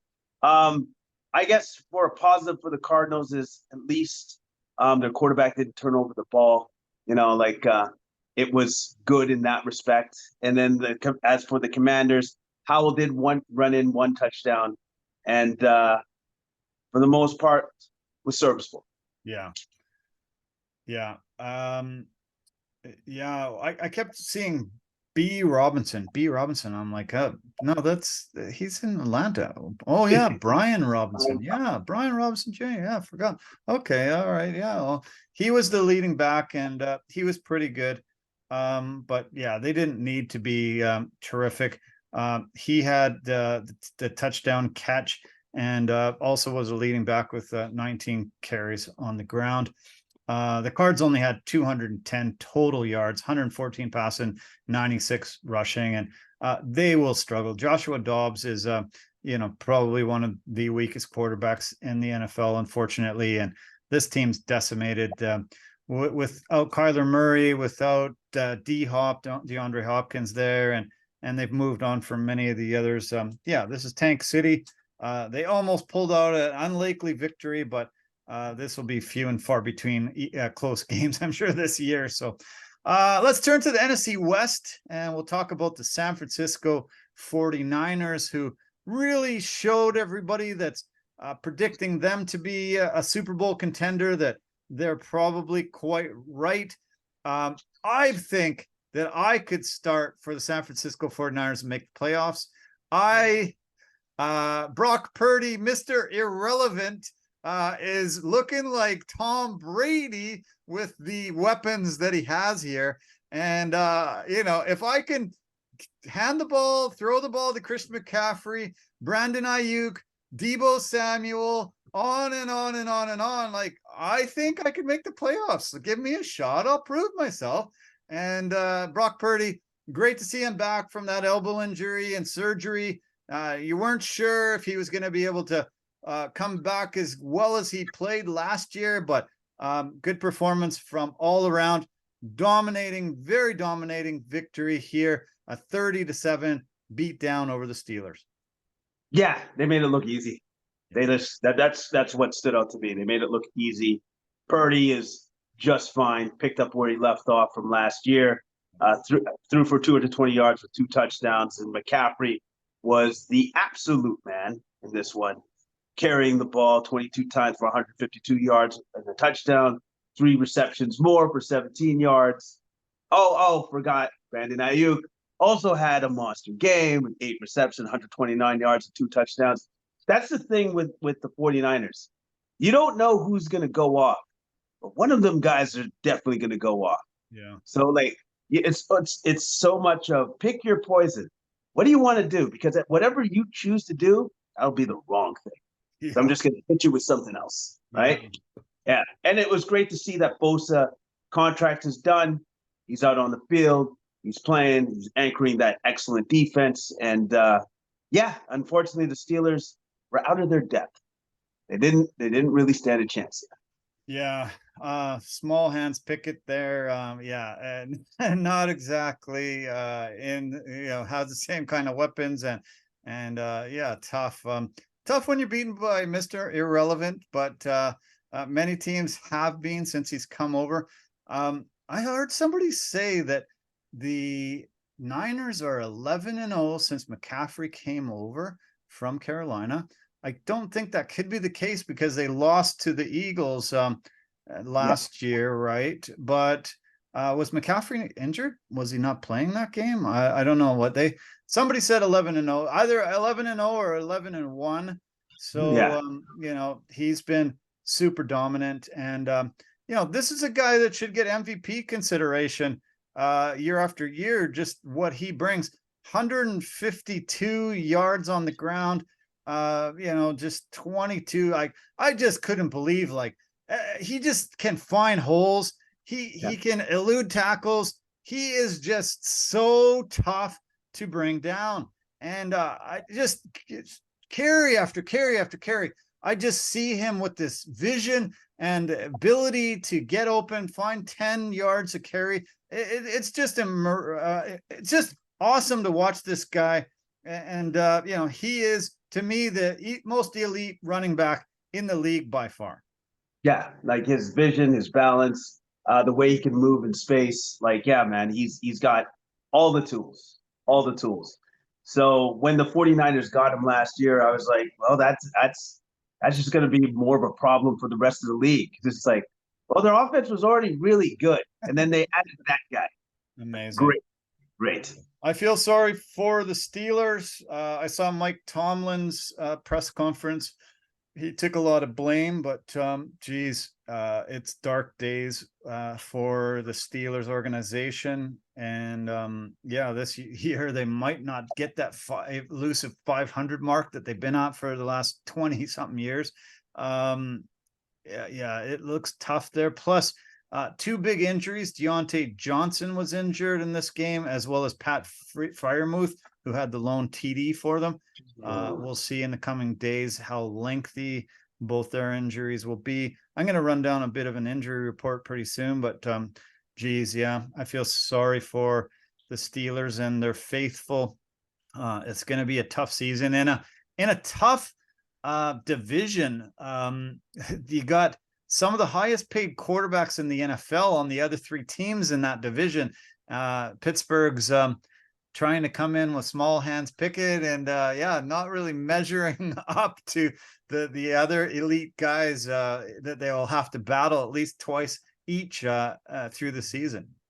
No, he's not going to measure up. And plus, on top of that, he still needs the experience. It's only his second year in the league. And let's be honest, the Steelers are not what they used to be. Yeah. They're not there. They're lacking in talent. This is going to be, there's still a couple of more, they're years away from being relevant again. Steelers are hosting the Browns 1 week from tonight on the Monday Nighter, so should be great. We get to see a division battle there. Deshaun Watson and those guys who got a big victory over the weekend. The 49ers go to LA to play the Rams, the late window on Sunday, the 105 Pacific, 405 Eastern. Rams had a huge upset. We'll talk about that in a few minutes, but big surprising victory there. Why don't we talk about it immediately? Seattle Seahawks were supposed to dominate this division this year. Geno Smith has had a miraculous season, got the big bag, and was expected to come in and blow teams away. The Rams were on a big rebuild, losing a ton of guys since that all-in year, winning the Super Bowl.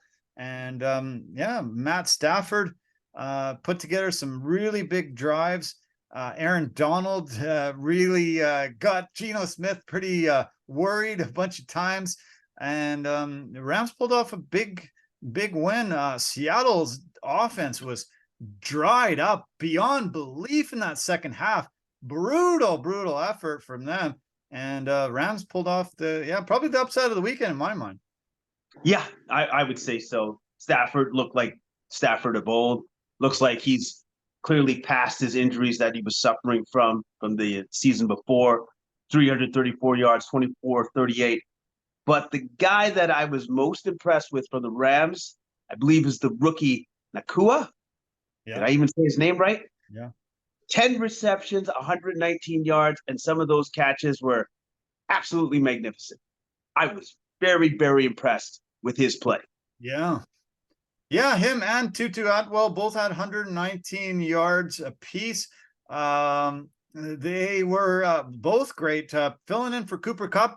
And, some of those catches were spectacular, very impressive.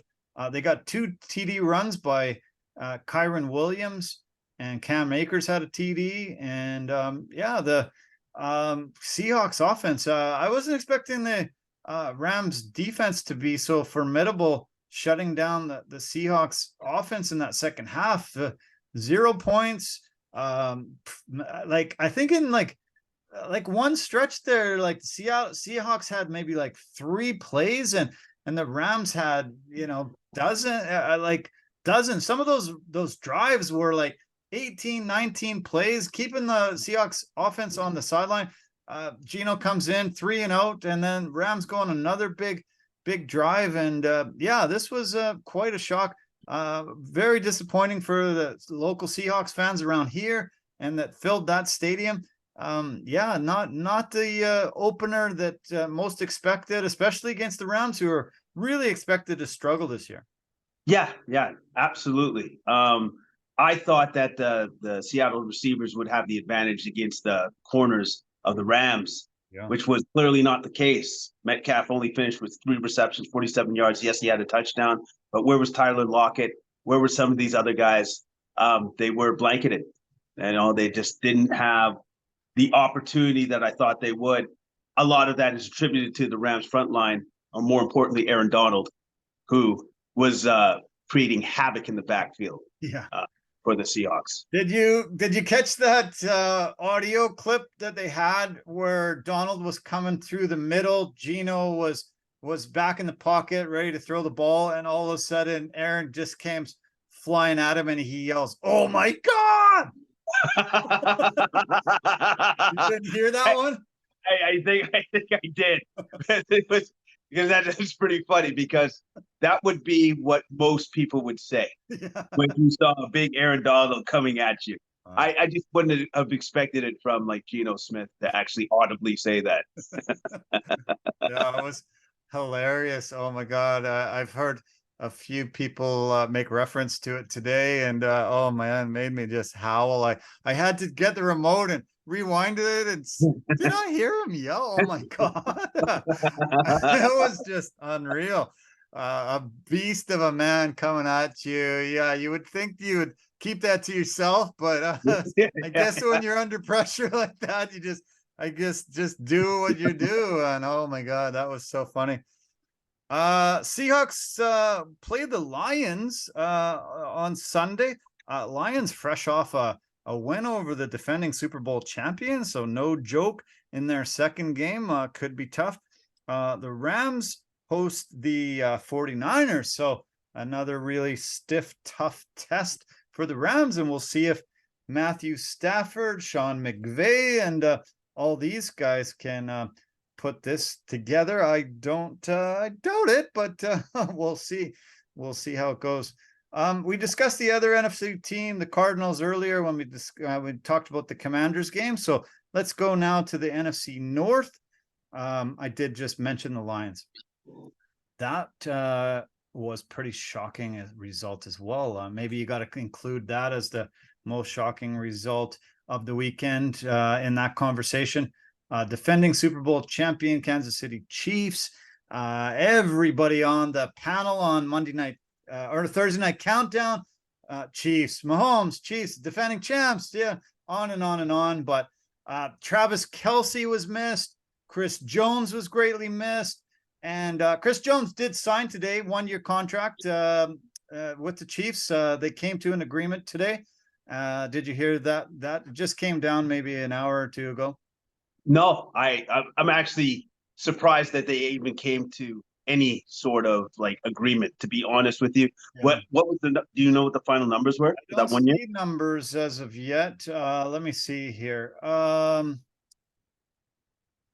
He receives incentives in the new contract that it would allow him to earn more than 19.5 million. Allow him to earn more than the 19.5 million he was scheduled to make this season under the old contract. So we're talking 20 to 20 something million. He's just finishing a 4-year, $80 million contract this year, and that would have been the extension. He would have been the 9th highest paid defensive tackle in the league by the average salary under this contract. So yeah, I don't know. I wondered, if there wasn't so much, the animosity wasn't as great as some of the other players that I've seen go through this when he attended the game and he was sitting in the box and he had his agents next to him who were on the phone. The brothers were back and forth on the phone trying to make this deal, and Kansas City needed him. They missed him. And I thought, maybe this would go after the big contracts that were signed right this past week, though. You said, I don't think Jones is going to be able to get signed there. They're going to have to trade him. Probably will not happen, but glad that they came together, signed a 1-year deal, and hopefully they're in negotiations for a long-term contract as well, while this 1-year deal at least keeps him here with Kansas City this season. At least keeps him there, and also, too, gets him back on the field, more importantly than anything, right? Yeah. So, but the one thing that was glaring for the Chiefs' loss in this is that if they had Chris Jones, they probably win that game. Yeah. Or if they had Travis Kelce, they probably win that game. Yeah. If they had both of those guys, they definitely win that game. Yeah. Right? Yeah. And so that's what stood out to me, because as good as Mahomes is, he still needs his sidekick, which is Kelce.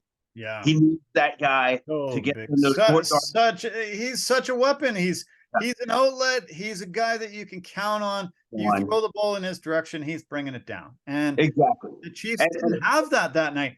Kadarius Toney had one of the worst games, and you can blame the loss on him in a lot of ways. He played terrible. He was the reason why there was a pick thrown by Mahomes, and there was a few third down plays where if he catches the ball, they get a first down and they're out of their end.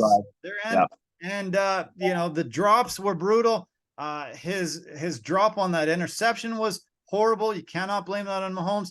And the weird thing was Toney was listed as questionable as the week wore on, and I had him in my one of my fantasy draft lineups, and I thought, okay, I'm going to keep him in here close to Sunday, but I don't know. I think I'm going to have to try to find somebody comparatively, just because he's been listed as questionable way too long for my liking. So I don't know how much this injury that he was dealing with contributed to this performance, but holy crap, like to be able to just point out one guy and say, you're missing 2 guys. I know that, but one guy really was one of the main reasons why the Chiefs tasted defeat on that night.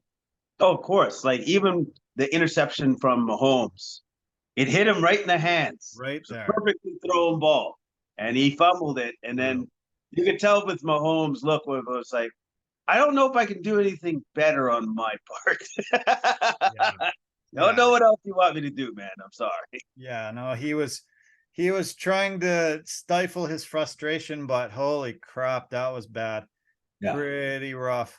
What did you think of the fake punt by Dan Campbell right off the hop, first drive of the game? That's him sending a statement to his team. I think that's him saying, I got extreme self-belief in my boys. We've come a long way. Here we go. It's almost like he did that to set the tone for the rest of the season. That's what it felt like to me. And I guess, mission accomplished. They got the first down, and then more importantly, they got the win. And they looked good doing it. They really did. Jared Goff looked good, 253 yards passing, a touchdown. David Montgomery comes in and replaced Jamal Williams, 21 carries, 74 yards and touchdown, decent enough. Jahmyr Gibbs was able to get 7 carries, 42 yards, couple catches. Josh Reynolds played well. Amon-Ra St. Brown, 6 catches, 71 yards and a touchdown. Good to see Sam Laporta even putting in there, contributing with 5 catches, 39 yards. Mahomes, fairly ordinary numbers, 226 yards, a couple touchdowns. That pick, he did get 45 yards on the ground in the scrambles, but no receiver had 50 yards and no runner had 25. So, like, other than Mahomes, like, those aren't numbers that we normally see from the Chiefs. Usually Mahomes, you can just bank on 300 yards. The running backs are going to get about 150. And this was just different. This just different beginning to a season that we've seen in this Mahomes era. Yeah, and it was different because he didn't have Kelsey with him. Yeah, that's that. I firmly attributed to that. Well, didn't have Kelsey with him. That's why he was constant. It felt like this game he was constantly searching for a guy that he could rely on and answer to the riddle of that question, which he didn't find.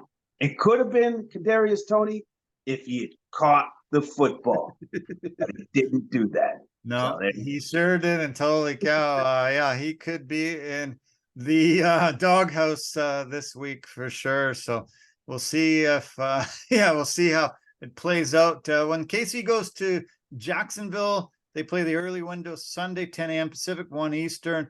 The Lions, as I mentioned, host the Seahawks same time. Okay, let's turn now to the NFC matchup.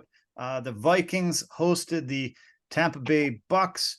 Kirk Cousins had a huge first half, just absolutely massive. So did Justin Jefferson. And then for some reason, the offensive coordinator doesn't barely throw the ball to Jefferson in the second half. I was surprised. I was shocked. Tampa ends up pulling out a 2017 win. Baker Mayfield, pretty bizarre. This was weird. I don't understand what the offensive play calling and direction was going, because they had a dynamic first half and then just really laid an egg in that second half, just like the Seahawks did, and let Tampa pull this victory out. Maybe it's because the Bucks were able to do some adjustments to try to take away the best receiver in the game right now. But at the same time, he's still the best receiver in the game. He's still throwing the ball. At the end of the day, doesn't matter. If you're going to throw it in the double coverage, I would trust him. I would trust him. Oh, big time. Yeah, he's definitely top 2 or 3 receivers in the game, if not the best. Like, amazing talent. He was listed as the top guy in our draft board. He was the top receiver in the game. So, lots of people do think of him as that guy. He had 153 yards in the first half. I think, what did Cousins have? Cousins had 230 yards in the first half. It was, he ended up with 344 yards, but Jesus, like, just so frustrating when you just see them just be so dynamic and then just completely just not even be there in that second half. It was really weird. We saw Addison and Madison get the TD catches, but I think Jefferson could have had the same numbers that Tyreek Hill could have had yesterday if they just threw him the ball a bit more in that second half. Well, hopefully they learn from this, because you know what the game now reminds me of? It reminded me of last year where Carr all of a sudden forgot that he had like Adams on his team. Yeah. Right? He just kind of forgot that he was there. Weird. Well, now that this has happened, I think the Vikes, especially the offensive coordinator, needs to go back to basics, which is we need to pass Jefferson the ball more. Yeah. Make sure that you do that a certain amount of times in every freaking game. Yeah. Do that, you're gonna be way better off. And then I never thought I would say this about the Bucks, but I guess trust in Baker Mayfield. Trust in Mayfield. Yeah. Yeah. Yeah. That's hilarious. Yeah, I didn't think I'd hear that uttered to this year, but yeah, this Mayfield's last kick of the can. He's been on. This is his fourth team in a couple of seasons. Do you think? To me, he looked more determined than I ever remember him in any of the other stops. Like I saw him make some runs yesterday. I saw him throw a stiff arm yesterday that blew my mind. I saw him determinedly run for some first downs and really command respect in that huddle. I was pretty impressed with how I saw how determined he was. And I think he probably realizes this might be the last stop on the NFL career if he fails here. I would say so. I think he realizes that, and especially like last stop as a starter. Yeah. Like let's say that he could Right. probably bounce around as a third stringer and stuff like that, but I think his pride won't allow him to do that. And so I think he's going to try to give it his all this particular season. And so far so good, I guess. Threw for 173 yards, 2 touchdowns, 1 to Mike Evans at 6 receptions, 66 yards, man. So hopefully he can keep the ball rolling. Like kind of tough act to follow when you had to follow up after the greatest quarterback that's ever played the game in Tom Brady. So, it's like he comes in going, well, I'm not that guy, but I'll do my best. Yeah. Yeah, he's got great weapons in Mike Evans and Chris Godwin. He should be able to pull out a bunch of wins this year. Their defense to me is the key to this team though, and they were really big getting those 3 turnovers. That was I think the main reason why they ended up getting this victory here. So Tampa hosts the Bears on the early window Sunday. And the Vikings go to Philly for that Thursday nighter, as I mentioned a little earlier. Okay, let's continue with the NFC North and talk about the Bears and the Packers. This was a really good coming out party. First time in 30 years that we'll see a new quarterback in Green Bay, not named Brett Favre and Aaron Rodgers. It is the Jordan Love era finally began. This is, to me, a really smart way of going about a succession plan. And not a lot of NFL teams do this properly, but they did this. They saw Jordan Love a few years ago in college and said, hey, this is a guy I want to build an organization around. We know Aaron Rodgers is getting close to 40. He's not going to be here forever. It's time to get a guy that we can mold, we can bring behind an MVP, we can show him the ropes, and we can develop him. And he looked developed to me. He looked poised, confident, great arm strength, good scramble ability, everything that you want in a quarterback, a young guy that you want to build an organization around. I was very impressed with the first look we got to see against with Jordan Love. Yeah, he looked great. He looked great. And like you said, he looked poised. And I think has to be something to be said about taking your time with a young quarterback so that he actually understands the offense. Yeah. And then obviously a huge bonus is getting to see and work behind an MVP in Aaron Rodgers from season to season. So he looked great, 15 to 27, 245 yards, 3 touchdowns. Aaron Jones was an absolute freaking monster. Massive, yeah. Massive. 9 carries, 21 yards, a touchdown, 2 receptions for 86 yards and 1 touchdown. I thought the screen that he caught, I thought he was taking that to the house, and he almost did. Almost did, yeah. Almost did. Yeah. Yeah. Yeah, look at those numbers, like 2 for 86 and 9 for 41 on the ground with touchdown. Like I've loved Aaron Jones. I remember Aaron Rodgers always saying, man, I just absolutely love the second Aaron that we have in that huddle. I know if I can get him the ball, he's going to make things happen. And Green Bay's lucky he's still there because he is another one of those weapons, like we mentioned with McCaffrey, just a guy that you can get out in space and he's going to make people miss and he's going to get a lot of yardage, and he's going to score touchdowns. Yeah. He's gonna make you miss, and he's gonna make plays, which is absolutely what he did. Fields, on the other hand, not bad. It wasn't bad, but also too, it just feels like there's something a little bit lacking on that side of the ball. You know what I mean? Like he had 216 yards. He had a touchdown. He had a pick. He also had 9 carries for 59 yards, but I believe he also had a fumble within that. Yeah. And that's something that he needs to address. That's something that's going to have to be fixed within his game, because he does have those fumble tendencies. Yeah. Chicago was the worst team in the NFL last year. They didn't make huge upgrades in anywhere, I thought, on the offensive side of the ball. So, they're going to struggle again. This team's not very good. DJ Moore, was touted as such a great move when they decided to make that deal with Carolina, so Carolina could draft Bryce Young, but he was 2 for 25, and most teams are going to be able to double team him, take him out, put your best corner on him, and nobody else is going to hurt you. So Chicago's going to struggle. This isn't a very good team at all, and they probably won't be the worst team like they were last year, but they still will not make the playoffs. And Justin Fields is he's on his apprenticeship, and he's great, but yeah, you're right, he's got to if he's going to run out in space, he's got to be good at keeping the football in his grasp and not turning it over. I did want to mention for Green Bay, Romeo Doubs had a couple touchdown catches, and the Packers defense was really, really super solid too. They're going to take them places. Green Bay goes to Atlanta to face your Falcons.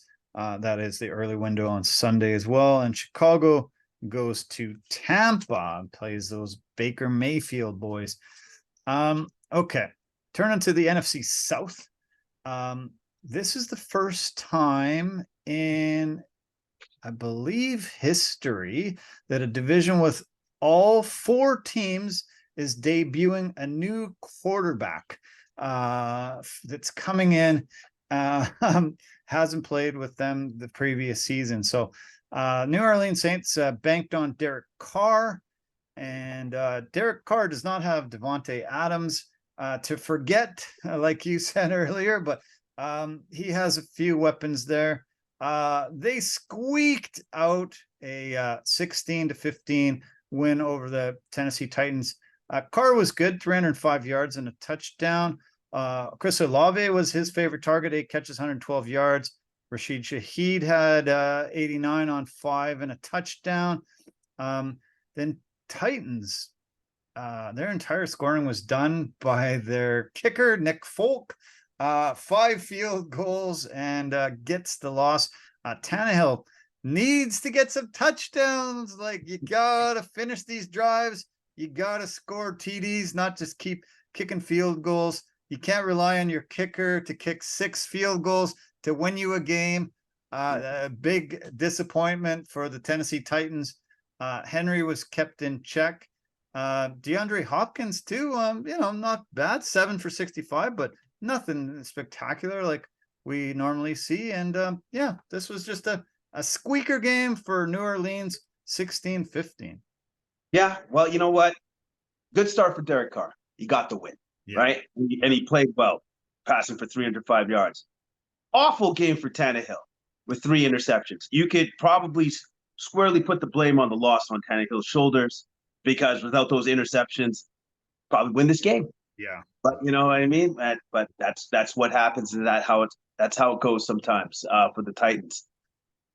You know what? Every time I look at the Titans, I always think to myself, how much better could this team be if they just had a better quarterback? Like, Tannehill is serviceable. But that's about it. That's his ceiling right there. Like, he's not an elite quarterback. So I think the Titans go as far as he can take them, which I don't believe is going to be actually that far. No. Yeah, no, it's tough. Yeah, he's not an elite quarterback. He's in the bottom half of the league there. So yeah, tough game. 3 picks, brutal. 0 touchdowns, not good. Titans will be hosting the Chargers early window on Sunday, and the Saints welcome in the Panthers. This is the Monday game, and strange enough, there's two Monday nighters next week. There's a game that starts at 4:15 Pacific, 7:15 Eastern, and then there's one that starts an hour later. So I don't know why they have two games. That's going to be weird. I'm not sure how they're going to show it locally here. I don't know why they have this weird schedule, and especially just an hour apart. I thought maybe we'd be able to see both games in their entirety, but I've yet to figure out why they have this anomaly in the schedule next week. Yeah, that's a little bit odd. Obviously, I guess that's what maybe the networks wanted. Maybe that's what they needed, or there were scheduling conflicts. You never know sometimes, but sucks that you can't watch both games through their entirety. Yeah, luckily we got PVRs, and there'll be a bit of spoilers going on, but I'm gonna PVR them both and watch them in their entirety. As I said, Saints and Panthers early, Browns and Steelers an hour later on Monday. So let's go to the NFC South divisional matchup with the Atlanta Falcons and the Carolina Panthers. Three quarterbacks picked in the early NFL draft this year. All three were winless. There has been so many number one overall picks. I think it's the last 22 years, the number one overall quarterback in his first game, only one win out of the last 22 years. I'm going to pull up the name in a second, but Bryce Young tries to come in. I think he's going to have a great NFL career, but you're going to a team that barely was they were almost the worst team in the NFL last year. Get the number one pick in a trade with Chicago, but Bryce Young comes in. He was okay. He doesn't have the weapons, I guess I'll have to say. 20 for 38, 146 yards, couple picks, one touchdown. Not the greatest debut, but he doesn't have the weapons that he needs to make this well. Great to see your Falcons get a victory. Desmond Ridder played great, and a couple touchdown victory, 24-10 here for the Falcons. Nice to see them coming out of the gate with a victory. Yeah, and nice to see that their running game has definitely not slowed down. It's actually even more dangerous than what it was last season with Bijan Robinson, who had a great run-in. Amazing touchdown, made three defenders miss to get in. Algier had a great game, 15 carries, 75 yards with two touchdowns himself. So at least the one good thing about having Ridder in there is that he can rely on his running game. Yeah, that run game is solid. He's got three incredible runners in the backfield with Algier, Robinson, and Cordarrelle Patterson. Like he's got three guys. He's got three horses back there. And as for Bryce Young, he's going to be going through his growing pains. That's what all young quarterbacks have to go through. Hopefully, as he goes on from season to season, his team is going to be built up. So he'll have people to pass the ball to and all that sort of thing. Yeah. People that he can rely on. But I will say this, at least Miles Sanders, he did have he had a good game. 18 carries for 72 yards. And then also Chuba Hubbard with 9 carries, 60 yards. So I have a feeling that they're really going to be leading into that run game. The Panthers are going forward. Yeah, their running game is definitely one of their strengths. Sanders, good pickup from Philly. Had 22 catches for 98 yards. The Canadian Chuba Hubbard, glad you mentioned him. 9 for 60, 6.7 yards average. They should have given them the ball more. And he got a couple catches there. So the rest of the team pretty mixed. Falcons with Algier and Robinson, that two horse two back system, I think will be really good for them. You were talking about the Falcons and them struggling super bad because Marcus Mariota was so terrible, but I didn't I didn't stop you. I should have stopped you during our preview. Mariota's in Philly. He's in Philly now. Oh, Yeah. so So did they? that's When did they get rid of him? I thought he was still with the preseason with the Falcons, wasn't he? no, they had moved on from him, and he spent the entire preseason in Philly. But look Oh, bad. I think everyone had seen, except for Philly, that he was this bad, and had moved on from him. So Ritter's their man. Ritter's their man. Okay, because I don't know why then I thought that because I just remember looking at it going, oh my God, the Falcons are going to be horrible. That's what I remember thinking to myself. But yeah, at least with Ritter, though, he does take care of the football. Definitely take care of the football. So that's a good thing.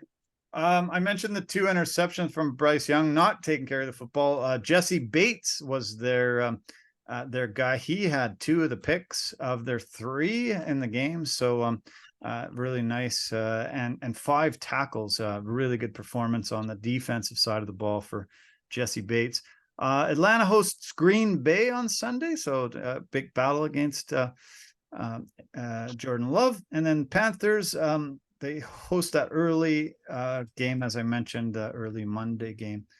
Rest of that division, we covered Baker Mayfield and the Bears and against the Vikings earlier.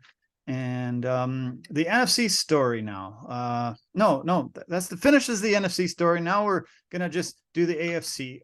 We talked about the Monday nighter already. The Jets and Bills about to kick off fairly soon. We did not talk about the game of the weekend. The Dolphins battling against the Chargers. Justin Herbert, Tua Tagovailoa, drafted back-to-back with the Dolphins and the Chargers. This was a shootout. 7 lead changes through this game. Super fun to watch. And as I mentioned earlier, what the hell was going on with your coverage on Tyreek Hill? Brutal. The guy had 215 yards on 11 catches, couple touchdowns.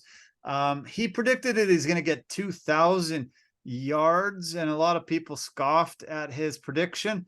He could get it in 10 games, maybe 9 games, if he faces the kind of coverage that the Chargers threw up on him. And Tua, 460 something yards through the air, like amazing performance from a guy that had troubles last year with those concussions, and a lot of people wondering if he can continue this career. Great first game from him, and yeah, just an awesome game to watch. Just back and forth. 7 lead changes. You don't see that often in NFL games. No, you don't see that often, especially in week 1 where people are still trying to work the kinks out, so to speak. This game was absolutely unbelievable. Herbert, great showing for himself. 23 of 33, 228 yards, 1 touchdown, and then another one on the ground that he rushed in. Austin Eckler was awesome. Yeah. Now, here's the thing. Okay, I'm just going to say this. I got to say this. Yeah, 16 carries, 117 yards, 1 touchdown, 4 more receptions for 47 yards. And you don't want to pay that guy because apparently he's not important to your offense. Crazy, eh? If you take him out of that offense, well, then the Dolphins win easily. Yeah, no shit. Yeah. Yeah, so there's certain things that I look at, like, okay, so you want to develop the running back position. Why would you do that? If you don't have him there, you don't have a chance to win this game. Yeah. Period. Yeah. No, he was super key. One of the best. They went crazy on the ground, and he was one of the biggest reasons. Kelly had 91 yards on the ground and a touchdown, and Eckler had 117, like 200 and something yards rushing is phenomenal. And Eckler's just as good as McCaffrey in my mind. And yeah, he has to go through a contract dispute and fight you for, it's just unbelievable. And this is a dark day for sure, or a dark period of time for these running backs. But, some teams got to be smart enough to realize, like, this guy's valuable. Let's pay him. Let's keep him around. Yes, let's keep him happy. Yeah. right? Because if he's happy, then the rest of the offense is happy because the rest of the offense is happy because he's awesome and we kind of need him to win, Yeah. right? Yeah. So anyways, it's enough of my rant, but it was a great, fantastic game. And I love the fact that Tyreek Hill had the go-ahead touchdown because for me, I looked at it and said to myself, so you didn't want to double team him on that particular play. Oh man, yeah. That was Excellent. just to me, that was such a perfect pass too. Like that was just dropped in. Just you can't make a nicer pass than that. It was just he threw it even before he made his cut. He just threw it to a spot, and it was just over the defender's shoulder. Came in perfect, easy, boom, done. It was just as good for Hill as it was for Tua. I just was very impressed with Tua, his poise, the delivery, everything about this game made me see that he is one of those elite quarterbacks. He's got incredible weapons, but he delivered, and he was one of the main reasons for this victory too. Oh yeah, he was most certainly one of the main reasons for this victory, and I just hope that he remains healthy for the rest of the season. And I want to see more of this. That's why I wish only the best for his health for the rest of the season, because this was an amazing performance on his part. Big props to the Dolphins defense as well. On that last drive, the Chargers had enough time to march down and take this win. All they had to do was kick a field goal because they missed an extra point on that touchdown, and 2 sacks on that last drive. Second down, fourth down, bam, game over. Herbert was just blown apart, and those were the first 2 sacks of the game. They just stepped up when they needed to and got that done. Unfortunately for Chargers fans, Chargers face the Ryan Tannehill-led Titans. Luckily, should be able to get the first victory. Dolphins go to the Patriots, and that's the Sunday nighter, which will be, I guarantee, better than last night's Sunday nighter. That's my Charles Barkley guarantee. The Sunday nighter this week will be better than Sunday nighter last. So, okay, AFC West. The second, let's turn to the AFC West now. We did the East. The Jimmy G era in Vegas began, taking on Russell Wilson and the Denver Broncos. Russell Wilson, worst season of his career last year. Sean Payton brought in to try to change the narrative. Nathaniel Hackett, luckily, out the door. This was a better performance from Russ than I saw last year, but the Raiders were able to pull out a very important big victory, and I would say when I think about this game, I think about Will Lutz. He should apply for EI today, because if I was the GM, I'd be sending him packing. He missed an extra point and a field goal, and if he makes the field goal, they win. If he makes the extra point, they got overtime. This was not good for Will Lutz.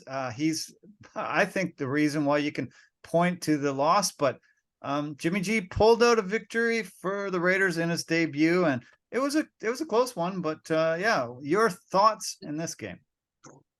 My thoughts were this. Okay, so you look at Russell Wilson's numbers, they're good, right? 27 to 34, 177 yards, 2 touchdowns, no picks. Yeah. But no explosive plays either. Right. No real plays down the field. Yeah. And when you look at how much he's being paid, well, something should have happened. Yeah. You know what I mean? Mm-hmm. And none of that happened. And I was kind of very much keying on that. A lot of dump offs and stuff, a lot of short yardage passing, but nothing down the field. Now that may be attributed to the fact that Judy wasn't available, so that's why their vertical game was limited. Yeah. But again, I looked at that. Garoppolo did what Garoppolo does, 2026, 200 yards, two TDs, one pick. Yeah, he did enough. He did enough to win the game, and which is what Jimmy G does. He will do enough to win the game. He just wins, baby. He just wins. You know, that's what Al Davis said, just win, baby. And that's what he can bring to your team. He has an incredible win-loss record in his career. I was impressed by Jacoby Myers. They signed him to a controversial 3-year deal out of New England this offseason, but he had a huge game with 9 catches, 81 yards, and a couple picks. Unfortunately, suffered a concussion late in the game. I rewound it a couple times, and he was 100% knocked out. So he will probably miss a game or two. Really brutal. After his 9th catch, just coming across, helmet to helmet hit, boom, knocked right out. It reminded me of UFC. You see a guy's eyes roll back, and he's stiffened up. It was a bad look, and it was a bad hit that the NFL is definitely trying to take out of the game, and tough after such a great game. Tough to see a guy have to come off the field like that. Yeah, definitely. Like I don't know who. I can't remember the player that committed the hit, but he's probably looking at a fine from the league for sure for that helmet to helmet hit. Because and up to that point, obviously Myers had a great game with the 2 touchdowns, but hopefully he's going to be able to come back from that sooner than later. But as we all know, every team is going to be kind of very cautious about that because we saw what happened to Tua, where apparently the one hit that he had wasn't a concussion. It wasn't a concussion. Oh, okay, sure. Whatever. Moving on. But I'm sure that the Raiders will be very cautious with Myers and bring him back when he's actually supposed to be back. Yeah. Devontae just had a regular game, 6 catches, 66 yards. Well, I'm sure we'll see more of him, especially if Myers is missed. Okay, so the weird thing for me in this game that just sort of blew my mind right off the bat, I'm like, okay, Sean Payton's coming in. I want to see what he's going to change, what he's going to bring different. He threw sand and dirt and a lot of stuff at Nathaniel Hackett for the performance that he put in last year, and so did many others. But I expected something big and different, and we didn't see it. We didn't see the dynamic plays, like you say.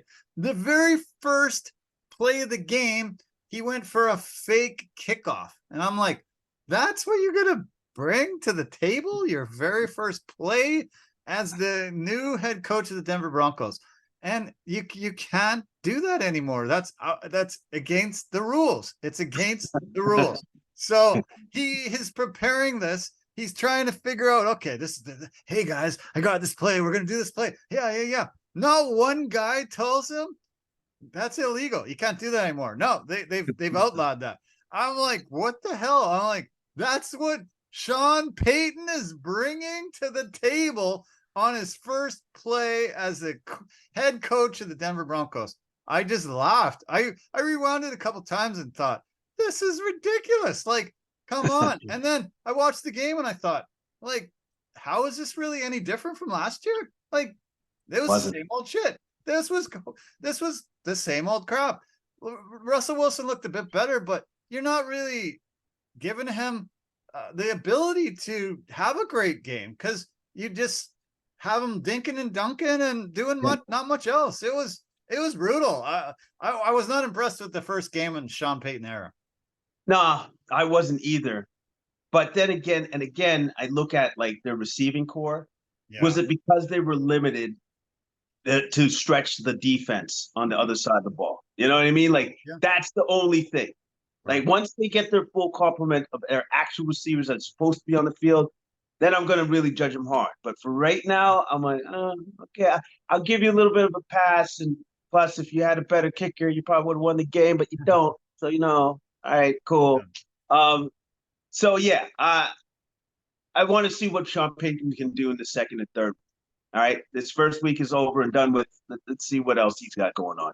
Yeah, you're right. I made mention of their receiving core being decimated by injuries the last few weeks, and thought, they're going to struggle coming out of the gate. And I should have been keying on that. Cortland Sutton made a really good catch for that touchdown, but other than that, nothing else stood out as far as that offensive performance. So yeah, get Judy back, get some more receivers in the mix, and maybe they'll unleash the beast, and we'll see a different performance there.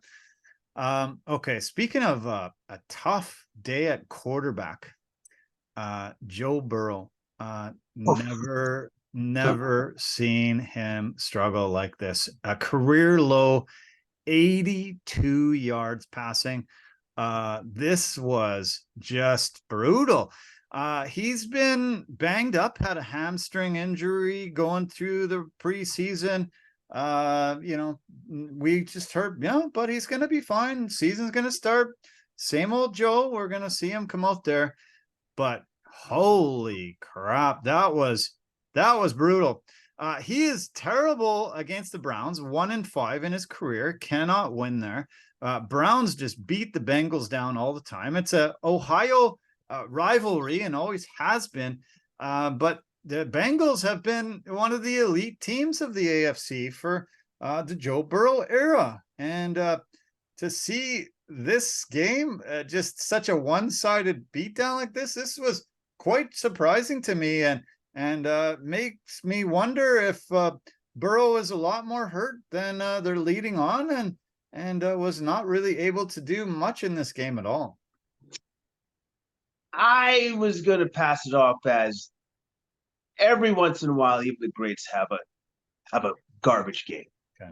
And this was Burrow's garbage game. I will say this: the environment didn't help. I believe it was rainy, torrential downpour, right? Probably never got comfortable, and then the Browns defense never allowed him to get comfortable. Yeah. You know what I mean? So yeah, he had a horrible game. But at the same time, when I looked at Deshaun Watson, he wasn't really all that much better either. He really wasn't. 16-29, 154 yards, 1 touchdown. He did run in another touchdown, 5 carries for 45 yards. But he didn't really impress me all that much either. Yeah. The guy that always impresses me for the Browns is one of my favorite running backs is Nick Chubb. That guy just keeps on going, man. 18 carries, 106 yards. He was awesome. Yeah. But yeah, man, I'm just gonna chalk it up that the Bengals just had a garbage game. I believe Burrow will bounce back in the next week, because this is not going to be the norm. Yeah. This was an anomaly. Yeah, it better be. This was crazy. They had 6 first downs the entire game, 142 total yards, 2 for 15 on 3rd down, and 0 for 1 on any 4th down chance they had. Deshaun, as I mentioned earlier in the podcast, this division is bizarre. Out of the 4 quarterbacks, we've got Deshaun Watson, massive quarterback deal. Lamar Jackson, massive quarterback deal. Joe Burrow, massive quarterback deal. Actually, the highest deal ever to a quarterback. And then we've got Kenny Smallhands Pickett. So story Steelers, but we're going to give 250 to 275 million to all the other quarterbacks in your division. You get 5. Jesus, that's rough. Why aren't the Steelers trying to do this? This is crazy. The 4 quarterbacks, 3 of them are getting paid, 1 of them isn't. What's going to happen? Well, that one quarterback that isn't getting paid, let's be honest, his team is not near where the other quarterbacks' teams are. Yeah. Right? Talent-wise and stuff. So Small Hands is just going to get beat up for a while in that division. Yeah. Okay, Bengals try to turn it around. They face the Ravens, which would be a tough test, early window. The Browns go to Pittsburgh. So we mentioned Pittsburgh. Should be a victory there. So good old Cleveland. It might be 2-0 out of the gate. 2-0 out of the gate. Ravens, just mentioned. Ravens won 25-9. This was touted as the biggest mismatch of the weekend. Houston's also supposed to struggle badly this year. CJ Stroud, the Houston Texans quarterback, mismatch. It was Ravens won 25-9. Unfortunately, it came at a huge price, though. They lost J.K. Dobbins to a season-ending Achilles injury and gone for the year. He had already racked up a touchdown, 8 for 22 on the ground, 252 for 15 through the air, and then bam, your number one running back out for the season. What a blow! What a horrible thing to have happen to a guy that's supposed to be your top guy, and the backfield mate of Lamar Jackson. Bam! Wow, just so brutal. Yeah, it's brutal. And correct me if I'm wrong. Last season, didn't the same thing kind of happen to him again? Yeah, the guy has no luck. No. Like literally, like it sucks because he's incredibly talented, and we haven't yet gotten a chance to see this talent because these things keep happening to him. Yeah, and it's just unfortunate. I don't think that's not his fault. It's just sometimes it's just luck of the draw. Yeah, it is what it is. You know what I mean?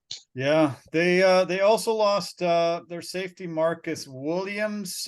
He has a torn pec, and our friend Joey Robertson went through that long recovery. If it's a full tear, he's undergoing the MRI today. We'll feel more details. Also, they lost Ronnie Staley. Just unbelievably horrible injury news for Baltimore. They ended up giving the ball to Justice Hill as their short yardage guy. I had to look at this 2 or 3 times, making sure I was seeing it right. 8 carries, 9 yards, 2 touchdowns. So Lamar got them all the way there, and then was, okay, Justice, just get us a yard, get in the end zone. We don't got JK anymore. You're our guy, but we don't trust you until we get down to the end zone. And Justice Hill had to step up to be the guy. Yep, Justice Hill stepped up, and it was the guy. The other guy that I was actually very impressed with in his debut game was Zay Flowers. Zay Flowers looked good. He looked real good. 9 receptions, 78 yards. He's got that ability to make moves in the short area of space. I loved his game. I think he's going to play huge dividends for the Ravens going down. Yeah, Odell was really shut down. 2 catches, 37 yards. Zay Flowers was the man through the air. Their defense was great. 5 sacks of CJ Stroud. Stroud had an okay game, but running for his life most of it. Their entire points were put up by Kaimi Fairburn, 3 field goals. And tough in Houston. We expect them to struggle. They host Indy on Sunday. Baltimore goes to Cincy, as we mentioned earlier. The rest continue on with the AFC South. The Jags and Trevor Lawrence travel to the Colts. They were debuting their 7th QB in the last 7 years. Anthony Richardson showed up in the pretty fancy green short pants suit, looking all fly. Played pretty damn good, but did get injured in his debut. Trevor Lawrence looked great. Calvin Ridley returned from the suspension for gambling. I mentioned him earlier. Really phenomenal game. 8 catches, 101 yards, and a touchdown. He was missing for 686 days, and he's back. Very, very good pickup for the Jags. I'm glad he was able to come in and have such a good performance to begin with, and a nice performance by the Jags all around. Yeah, well, this was a game that they should have won, and they did. Yeah. Right? I have a sneaking suspicion. This is, I guess, my hot take. I think Calvin Ridley is going to have a huge year this year. Yeah, I absolutely think he's going to have a massive year this year. He's got a great young quarterback passing the ball. Like, I think he's going to have a big year. Again, like you said, 8 receptions, 101 yards, 1 touchdown.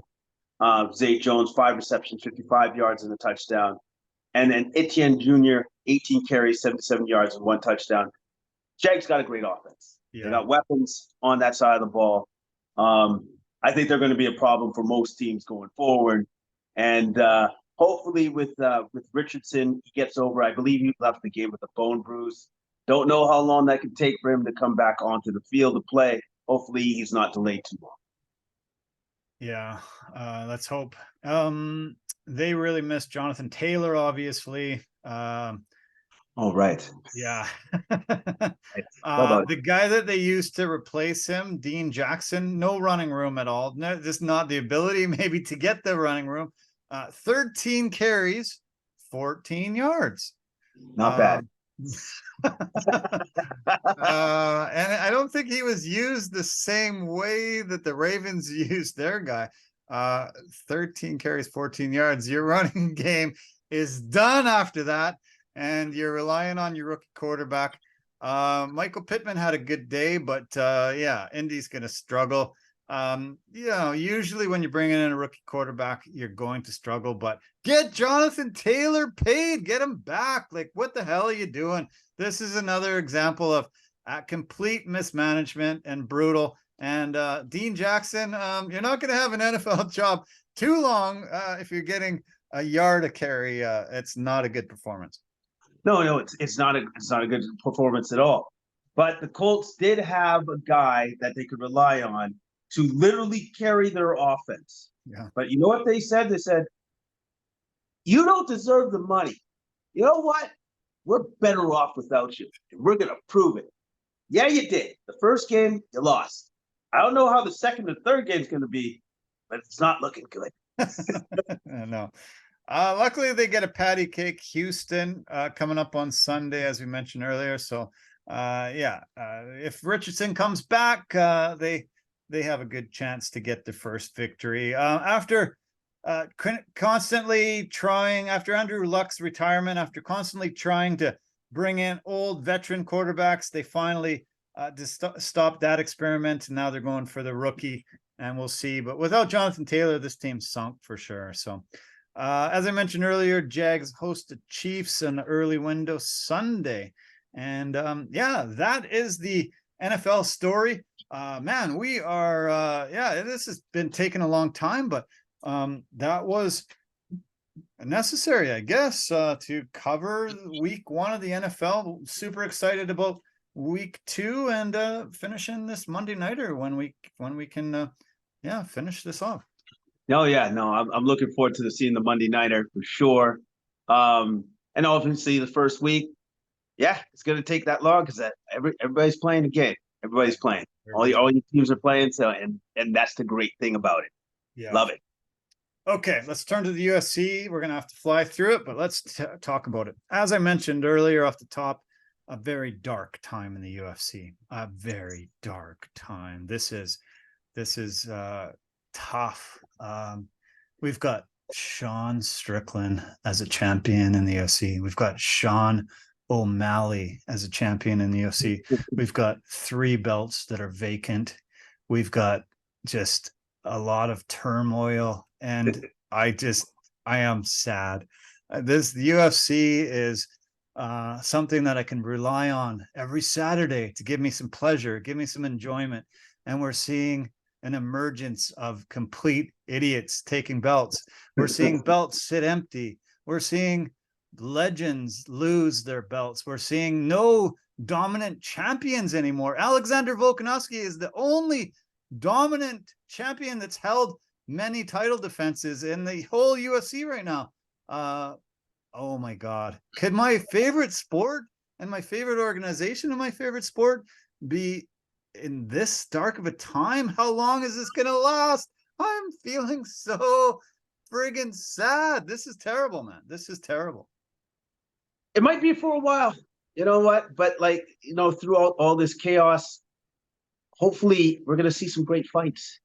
You know what I mean? Like, hopefully that's the trade-off, that we're going to see some great wars and some great battles coming up, and some great matchups coming up as well. Yeah. The one thing I do want to say, post-fight after Strickland's win. The one thing about Dana White is he is an open book, and especially when things don't go his way, he's most certainly an open book. Yeah. The one thing that I noticed and my friend noticed was that Sean Strickland wins. Does Dana give him any praise whatsoever? No, he does not. Only thing that he actually said was, just wasn't Adesanya's night. Adesanya this, Adesanya that, Adesanya this. Never a mention of the new champion whatsoever came out of his mouth, which I thought, you know what? I'm okay with that. I'm okay with that guy pissing you off because like sometimes he pissed me off. So now you got to deal with that dude. Yeah. Now you're dealing with that dude for who knows how long. So Dana, good luck. Godspeed. Do you think Dana could be mad at Sean Shelby and Hunter Campbell, the matchmakers? Do you think that he would be angry at them for even giving somebody like Strickland a chance who didn't really deserve a chance? Just had to kind of fill in. But this is tough. I don't think seeing Sean Strickland as the champion really represents the UFC well in any regard. It's not a good look. Every champ is the face of the UFC. Yeah. Right? Every champ is. Yeah. Well, that's where the UFC is right now. Sean Strickland, now face of the company. I don't know if you ever wanted that to happen, but it's too late now, and now you got to deal with it. That's your reality. Yeah. That's what you got to deal with. You had plenty of other faces. Some of them you kind of ran off, like Demetrius Johnson, that GSP. Hey, Francis Ngannou. You ran these guys out, for some to a certain respect. That's what you did. Yeah. So sometimes I think karma is a thing. Maybe this is what you deserve. Yeah. You deserve that guy as your champion. Well, speaking of Dana White, in that post-fight press conference, you're right. He didn't mention Strickland at all, except to say that he thinks Adesanya rematch is a must. They just got to run this back. Do you think that's what they do? Do you think that's what should be done? I think that's an absolute mistake. It's like, why? Right. Like, honestly, for me as a fan, I already saw what that looked like. Yeah. Not great. Yeah. So as a fan, I don't want to see it. Right. Doesn't interest me at all. Not at all. It doesn't interest me at all. What does interest me, fight that they should make. Imagine this: Sean Strickland versus Kazmat Chimaev. Mm-hmm. That's a fight that they should make. Because if they want to make sure that this guy has the shortest reign possible, put that guy in there then. Yeah. Let him fight Strickland and see what's up. Right. Well, Aaron Rodgers is being helped off the field. Oh, no. Jesus. Is injured. Looks like he was limping. I think it was his left leg that he was nursing. I don't know exactly what happened, but it's less than 10 minutes into the game for the game, and he is being taken to the locker room. And that was the Jet season. Well, you know what? Amazing.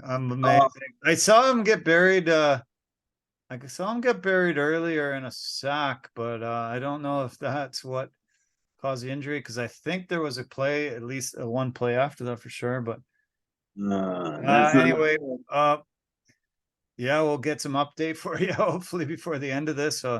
Crazy. Yeah, crazy. Yeah, so yeah, that's a good call. I think that if it's not an immediate rematch, I think Dricus du Plessis is the guy that was supposed to be in this fight. He said he wasn't ready because he was only 2 months out from that war he had against Whitaker. So I think he's kind of next, but they were touting it as du Plessis against Adesanya because there was the African bullshit thing that they were talking about. So I don't know if that's in the cards, but Yeah, I don't know. What do you think happened with?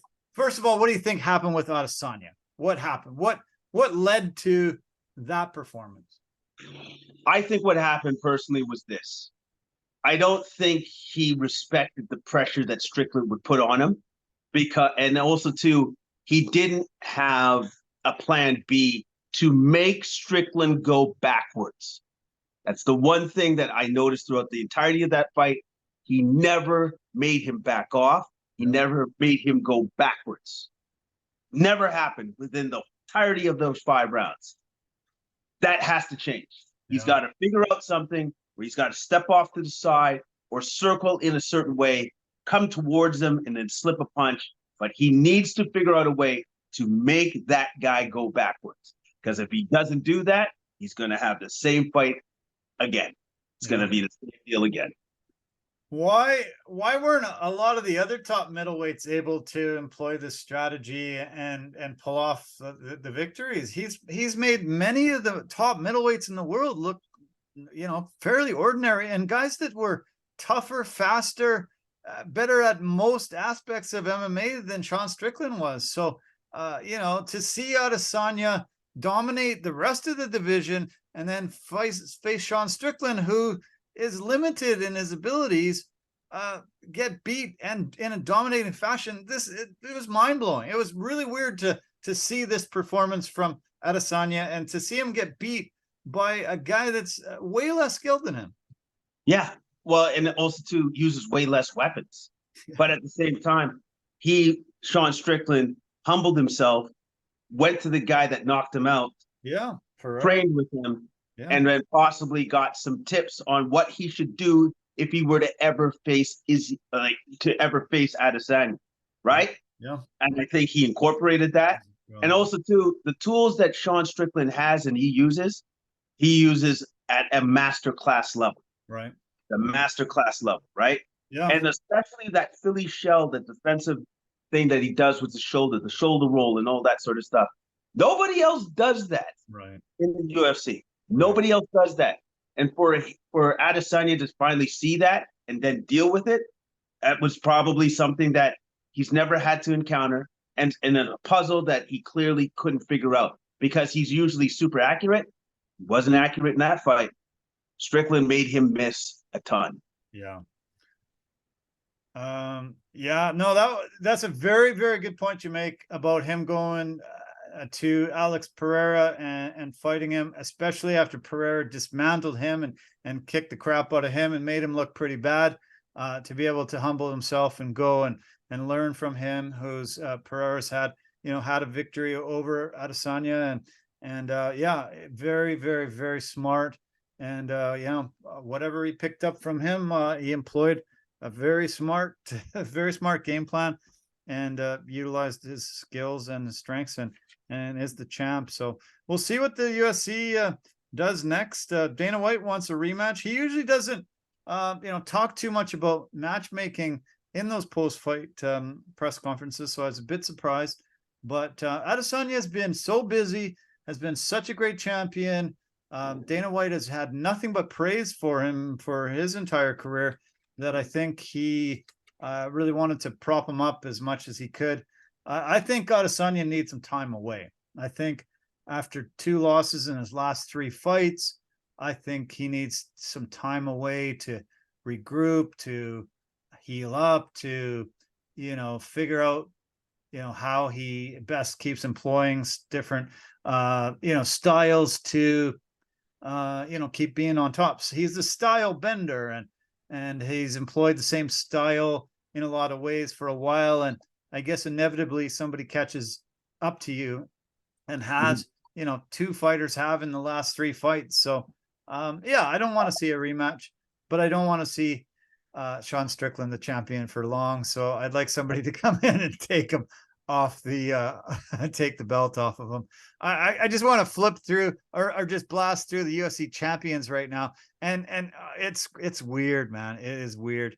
Yes. We've got the flyweight division, Alex Pantoja, the bantamweight, Sean O'Malley, featherweight, Volkanovski, the only dominant champion currently, lightweight, Islam Makhachev, new champ, Leon Edwards, new champ in the welterweight division. Sean in the middle. We got a vacant title in light heavy and heavy with John Jones. Dominant in another division, not this division. And then we got the women's. We've got the strawweight Zhang Wei Li, the flyweight Alexa Grasso, who's this coming weekend fighting Valentina Shevchenko. Two vacant belts in the bantam and feather because Amanda Nunes is retired. So, yeah, like, wow, what a weird, bizarre year. Like, you know, we saw some upsets recently.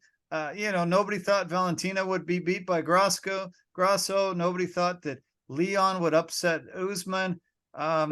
You know, this is weird, but this is a very weird time for the UFC, and hopefully we can get some dominant champions back, because I miss it. Yeah. I miss the dominant champion too, but sometimes with change come good things, you know, and I'm optimistic that we're going to see some great fights coming up. Okay. Right? Because of the fact that we don't have that dominant champion where you just go, wow, that's a blowout, right? Now it's just like, I don't know. Challenger has a chance. He's got a real shot at beating the champ. So I'm okay with it. It happens. It's not always going to be dominant. And then also, too, champions fall eventually. Yeah. Except if you're John Jones, then it's just you sabotage yourself. Yeah, good point. That's true. I remember when Michael Bisping won the belt finally, knocked out Luke Rockhold, and suddenly guys were coming out of the woodwork calling for a shot, and it was like, oh my God, every guy, it didn't matter what weight class. Oh fuck, I think I can get a belt now. Holy shit, I want Bisping. And the UFC finally said, okay, we'll give Dan Henderson a shot just for you to exact revenge on that brutal KO. But then who does emerge but George St. Pierre? 4.5 years retired. He's like, hey, I can win a belt. It is better division. Okay, another division. All right. This is how I'm sort of seeing Sean Strickland. I think Dana White, Sean Shelby, Hunter Campbell's phones are ringing off the hook right now. Everybody and his dog, even guys that have been retired for 4 or 5 years, are like, okay, give me a shot. Come on. I want him. I can get a belt. Give me a chance. I think everybody thinks they could beat Sean Strickland, and it's going to be hard to be a matchmaker, figure out what to do next. Yeah. I'm sure Connor's already thrown his He has. Yeah. He's like, I can get there. I can get up to 85. Yep, no problem. Yeah. So, like you said, Connor's thrown his minute. Connors asks for it. He really has. Yeah, no, of course. Everybody wants a piece. But, you know, after seeing, this is by far and away the best version of Sean Strickland we've ever seen. Sure. Like he was like, even with the fact that he beat Jared Cannonier, he's way better than that guy. That version of Sean Strickland, way better than that. So, yes, whoever gets that shot, all right, be careful what you wish for, man, because there's no guarantee that you're going to beat that dude now. And especially they always say once a guy gets the belt, that their efficiency and like just their belief in themselves rises by quite a considerable bit. Yeah. Now that guy he has all the belief and confidence in the world, because in his own words post-fight, Izzy's a legend and he took down a legend. Yeah. And I will say this, I'll give Sean Strickland this. He had a great message to say after his win. It was a great messaging. Didn't actually say something completely asinine or ridiculous. So I'll give him that. I'll give him that. Yeah, I've heard a lot of people say that's, you know, after that win, oh, this is why this is the greatest sport in the world, because you just never know, you know, there can be guys winning, you know, that there's no way, you know, like 7-1 underdogs like this, you know, just blows people's minds. And, you know, we've seen some crazy upsets, and, yeah, this one, yeah, I don't sort of lean in that same direction that people are talking about, but Yeah, it is bizarre that this has happened, and you kind of said, yeah, just imagine, and it has taken place. UFC champions, when they've lost and they've been given an immediate rematch in the history of the UFC, are 4 wins, 11 losses. 4 wins, 11 losses. Adesanya's one of those wins against Pereira. We've got Amanda Nunes. She was able to get Juliana Pena. Davison Figueiredo was able to get the belt from Brandon Moreno on their second battle. And Randy Couture, way back, 4-11. Those are some pretty crazy stats. When I saw that, I was blown away. Yeah, it's not good. No. It's not good. And so for me, that's why, another reason why I don't want to see the rematch. I don't want to see it. Like no. I'm just not interested. Plus, on top of the fact that Adesanya already had a rematch. He got it. And to his credit, he won. Yeah. But does he deserve yet another one immediately again? You know, like, so, because that's the thing with the UFC. There's really no rhyme or reason to whoever gets a shot. No. It's kind of like whoever Dana White says, okay, let's do it that way. Yeah. All right? Because Sean Shelby and those guys, they do the matchmaking, but it still has to go through the boss's okay. Sure. So he okayed the fight. Yeah. So if he's got anybody to blame, just blame yourself. Yeah. Should put somebody else in there instead of Sean Strickland. Sorry, buddy. That's on you. Yeah, that's on you. Okay, let's blast through the rest of the card. Mismatch in the co-main event. Didn't like the matchup. Alexander Volkov coming in on a heater. Taif Tuivasa on a losing streak. Volkov's just too big, too tough, too strong. You know, when you're pumping steroids from the Russian system, you know, you're going to be able to beat a guy that does shoeies for a living, and you know, quite pudgy around the middle. This, you know, Tuivasa is fun. He knocks people out when he lands, but man, the height advantage, the reach advantage, like this was a bad matchup, and I felt bad for Tuivasa. Volkov had this, and you know, just was gonna beat him down, and Tui, you know, he knew it too. Tua knew it too. It's just, yeah, it was rough. I didn't like the matchup, and you know, this was inevitably going to happen.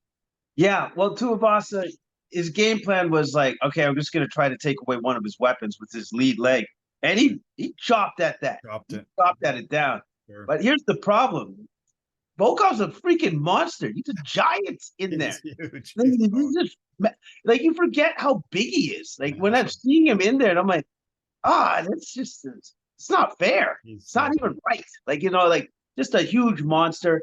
And he was able to put together his combos fluidly. And then once he got him down to the ground, it was hard for Tuivasa to get up. And then in the second round where he got him down, and he did that very cool, very rarely seen Ezekiel choke. Yeah, and then it was just like, oh yeah, okay, he can't get up, and he's going to go to sleep. He's gone. Yeah. No, that's very rarely used, because it's super hard technique to land and to you know, get a guy to submit to it. It's super tough. But yeah, he's massive. He is one big human being. They make him big in Russia.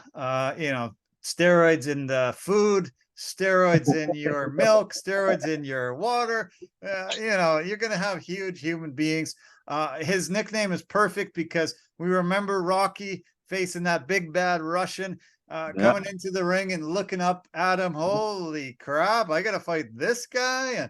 And but yeah, Tuivasa must have had the same feeling as Sylvester Stallone did meeting Drago in there. And yeah, this was a big bad beatdown. And yeah, it's only the third Ezekiel choke finish in the UFC history, so not utilized much, but yeah, too tough of a guy for Tuivasa. Okay. Manel Kopp came in, a lot of hype. He was supposed to fight Kaikor France. France got injured, so they brought in this UFC debut from Felipe dos Santos, and short notice. Kopp was great. Pretty much he had this fight throughout the entire fight. Wanted to be the heel of the weekend for some reason. Got into a big fight with the Australian crowd, especially with Kai Kara France, who was cage side, called his shot after. He got this fight ended up getting $50K for both guys, fight of the night. A pretty great performance for dos Santos, but unfortunately, Kopp was a bit better on the evening. Oh yeah, Kopp, his counters were crisp. His movement was fantastic. But I will say this: dos Santos made a great showing of himself against the number 10 ranked guy. Yeah. Like Kopp had to give him his respect because that dude was there to throw down and to fight him, and he fought him all 3 rounds. Yeah, I was impressed. He was unsuccessful in his takedown attempts. That was a big factor. 0 for 5 in his takedown defense. He briefly rocked Kopp, and Kopp just immediately had some really good combos coming back. I love this division, and you and I have said this many times. Flyweights are super fun, very exciting, very fast, crisp punches, really good kicks, a lot of action. It was a really, really fun fight. And Felipe dos Santos deserves a ton of credit for coming in on short notice and putting on a really good display. And I'm glad he got 50 extra K to the bank account for coming in and putting on the best fight of the night. Yeah, put on a show, and he definitely deserved that. He deserved and earned that 50K for sure. And okay, the other 50K that was handed out was Sean Strickland got one, and Justin Toffa got 50K for his knockout, a bam KO.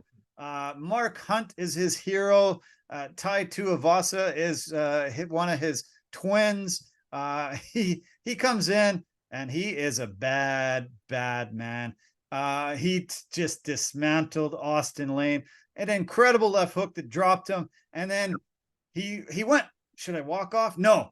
Wham, wham, wham. 6 shots on the ground to make sure Austin Lane was going to sleep and he was getting his 50K, and he did. And it was very much beloved by the Aussie crowd. I love the fact that once he got the knockdown of Lane, he sauntered over to him. I call it he sauntered over to him. He's like, okay, the fight's over, but since he's not going to stop the fight, clearly, I'm just going to make him go to sleep now. And like, because he took his time, and he almost crouched down over top of him and just like, okay, here comes the first one. That was hilarious. Yeah, such a delayed reaction, because he was like, his initial reaction is, walk off, I got it. And then he's like, oh no, last time they never gave me 50K for this. I guess I gotta beat him. So I'll saunter over, make sure he's out. Wow, huge shots too, just brutal. This was a rematch that was ended in June the 24th of this year, 29 seconds in from an eye poke. And they got an eye poke in the first minute again. It was like, are you kidding me? Holy crap. How could this happen again? I was begging and pleading and praying that he'd be able to continue. Luckily he was, and it didn't end the same way, but holy crap. That was so weird that it happened again right away. But thankfully they were able to continue this fight, and Toffa was able to get the big win. I think that's part of the reason why he did the slow saunter. He didn't do the walk off, which is just like, you poke me in the eye again, so I'm just going to make sure you go to sleep for a while. Okay. That was funny. Toffa trains at the City Kickboxing in Auckland, New Zealand. 7 fighters on this card from that gym. There is a lot of animosity between Australia and New Zealand, especially in the sporting world. And it's kind of like Canada, US, you know, we finally beat you guys in basketball. We kick your ass in hockey. They beat us in baseball, you know, blah, blah, blah. It's that way in that part of the world. And so I was quite surprised that the UFC put so many Aussies from this same gym in onto this card. But there are a lot of Kiwis that live there. So I don't know. I don't know how a lot of the Aussies felt about this, but good to see such a massive contingent coming from that gym. Top guys that have had belts, that you know, have been champions. But yeah, 7 guys from that City Kickboxing on this card. Yeah, the 7 guys. I was just going to mention too, one of those guys is the Olberg, right? Yeah. Yeah, Olberg. Yeah. Because he was actually really good in his fight against Jung. Yeah. Oh yeah. Yeah, you're right. Definitely. Yeah. They had a lot of great performances from their guys. I think they ended up the night like 3 and 4 out of those 7 guys, but Olberg, yeah, he had an incredible performance. I liked the hometown boy, Tyson Pedro. He's from Sydney, Australia. He came in and gets a huge win. He's just a very newcomer to that City Kickboxing, but really employing the great style that they employ, and was able to get his big win over the Swedish guy, Anton Turkic. Yeah. He basically he hit him, he hurt him, the 1-2, then he hit him again with the left and the right, and then he then he went down after a 2-punch combo. It was just, he kept shaking the man's brain. It was like that, and then it was like, and then it was done. You know, like Pedro was very, it was a very dominant win. Looked great, dominant win, and unfortunately Turkic didn't stand a chance. Yeah. Blown out. The thing that I kept thinking about all weekend was how hilarious it was when Pedro took the mic and he said, this guy's nickname was the Pleasure Man. And the whole entire week I kept thinking, should I bring him home to the wife? And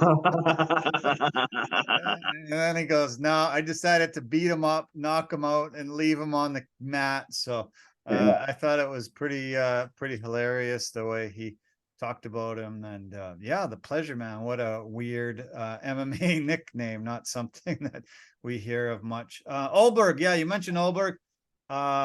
Great rear naked choke when Herb Dean wasn't able to see the tap. Luckily it went the round finished time wise, and it was going to go to a decision. Luckily Mark Goddard and Herb Dean went over, looked at a replay, and where Herb was and where the tap happened was on the other side of his body. And so Olberg was able to get the submission finish. Olberg looked great against a very tough South Korean and Daeun Jung.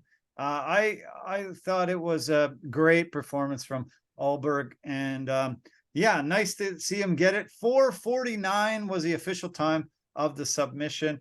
Great that they use replay in a smart way and got it done. Done correctly. Yeah, they got the right call. I was as I was watching him sink in that rear naked, I'm like, I wonder if he tapped. That I actually had that question because I couldn't see the other side of him where his other hand was, so I wasn't sure, right? Yeah. And I did appreciate the fact that Olberg was like, all right, I'm pretty sure I felt him tap, but he did not let go of the submission until, you know, like the end of the round. So yeah, I'm glad that they caught it. I am watching the play that took Aaron Rodgers off the field. I think it's Leonard Floyd tackled him, sacked him.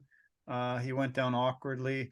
He was just walking. He just got wheeled in on a cart. He had 4 snaps, 0 for 1, only on 1 drive. So yeah, hopefully the Aaron Rodgers experiment isn't over that quick. I guess he's probably going in for some testing and see what's wrong. It didn't look brutal. Just looked like he was kind of being twisted and thrown to the ground. But man, I guess New York Jets fans will be praying and hoping that Aaron Rodgers isn't totally hurt.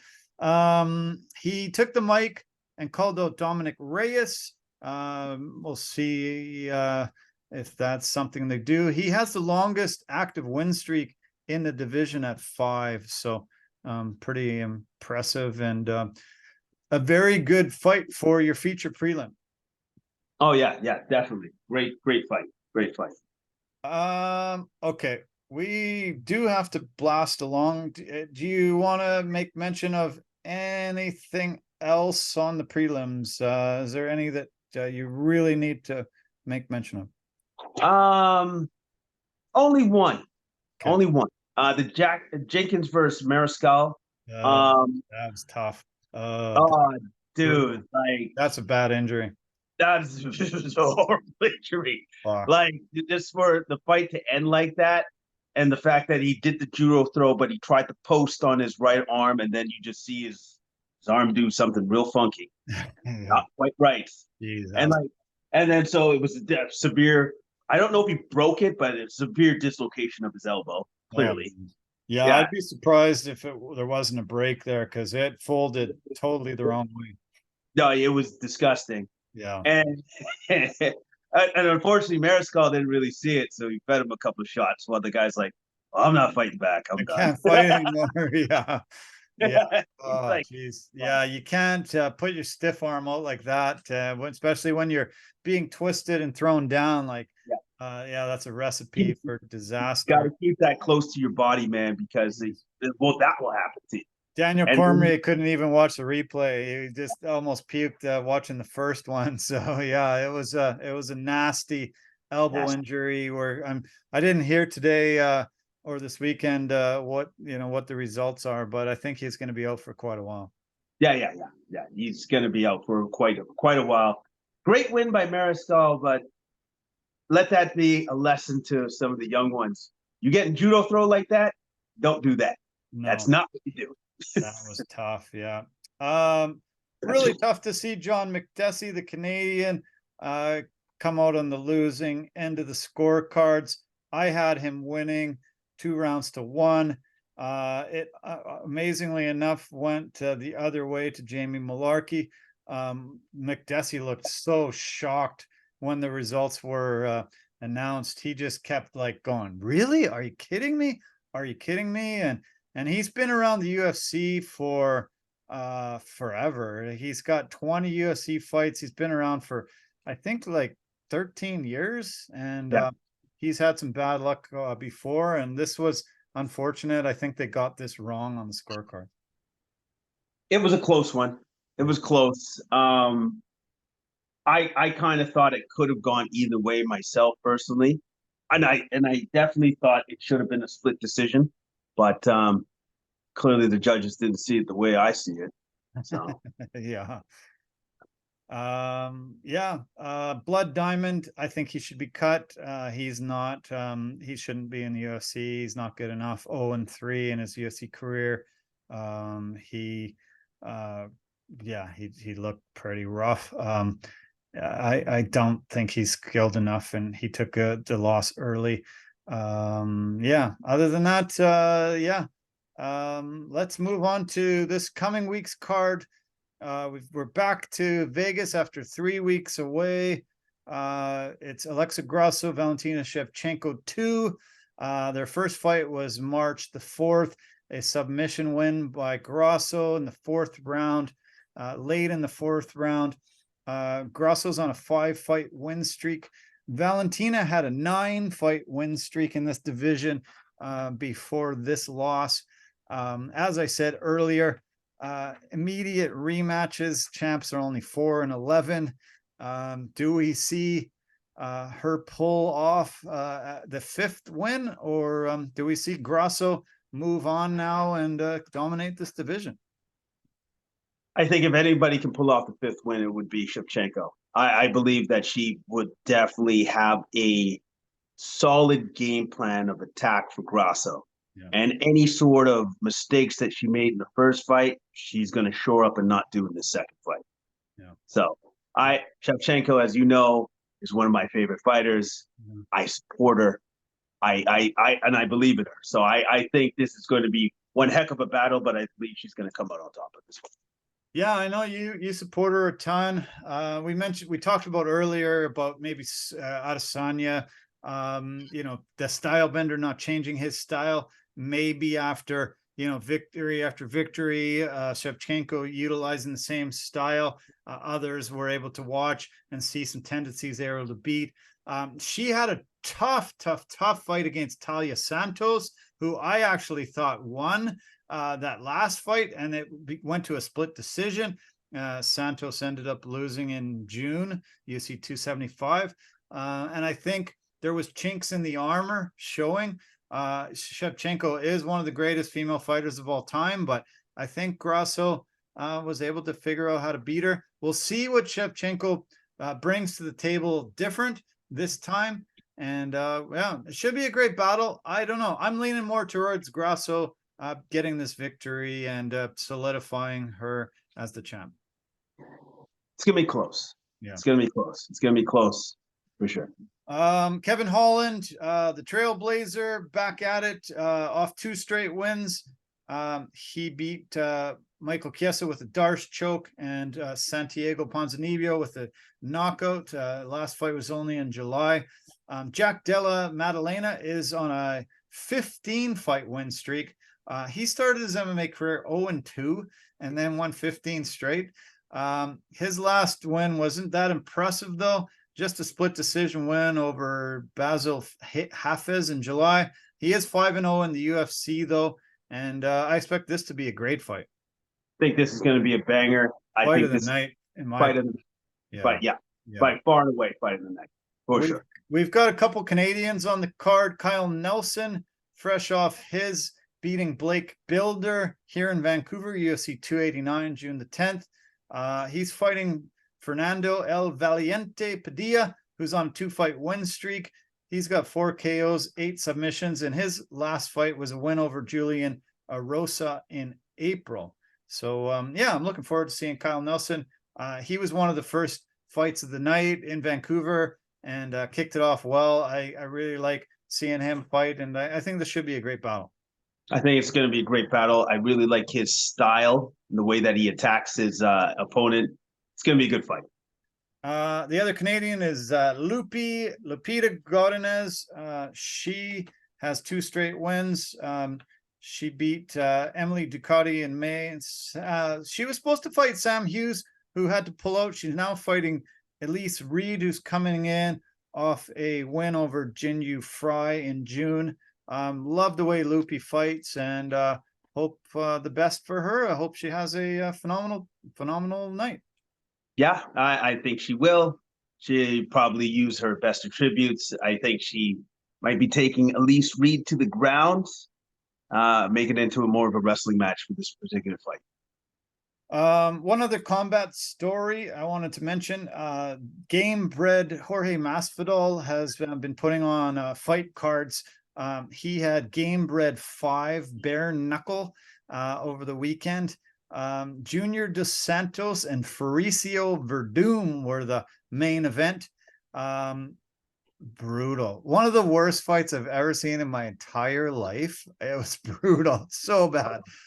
So bad. It was like watching 2 uncles fight at a barbecue, man. It was brutal. Like, these guys were world-class heavyweight champions of the world. And oh my God, they were both on TRT like crazy, but they just didn't do anything. Like, it was just brutal, unreal, so bad. It was just embarrassing. I was shocked at how ugly of a fight it was. It was one of the worst fights I've ever had to witness, and it was the main event. It was so bad. It was so bad. Well, both of them are in their 40s, right? Yeah. That would be why. regardless of TRT and stuff. There has to be a certain time in your head where you go, I can't do this anymore. And if I do this, it's not going to look very good. No, yeah, it was too bad. I love Jorge, and I want his cards to do well. There was a couple okay fights on the card, mostly decisions. They weren't all they weren't all like stand-up bare knuckles. There was some MMA fights. There was a submission of the night, and anyway, it was. I think he's trying to have some bare knuckles, some MMA, some kickboxing, even Muay Thai. I think he's mixing in a bunch of different disciplines on some of his cards. But yeah, I mean, he's had some really incredible former UFC fighters on here, but these two guys, yeah, it's time to hang them up, guys. I was disappointed in it. Not good at all. One last note, huge news in the world of soccer.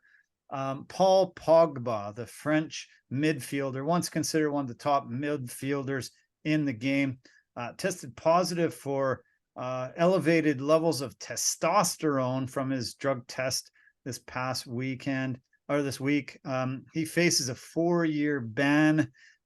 He got signed to Juventus from Man U last year, has only been able to suit up for them for 6 games, had to pull out of the World Cup, has had an ongoing battle with knee injuries, and I think he was utilizing this to recover from his injuries, and this has been really tough to see. A guy that was once one of the best in the world might be leaving the game in disgrace like this. And yeah, this is something that I hope eventually can be figured out, where they can utilize drugs like this for recovery, but not for performance enhancing.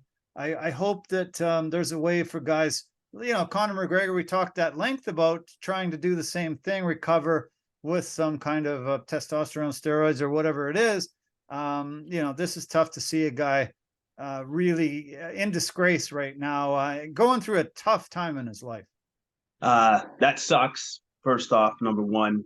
Number two, I don't know what the answer would be for that particular question, because he should be doing that. And especially if it's doctor prescribed, then what was he supposed to do if his doctor prescribed it? You know what I mean?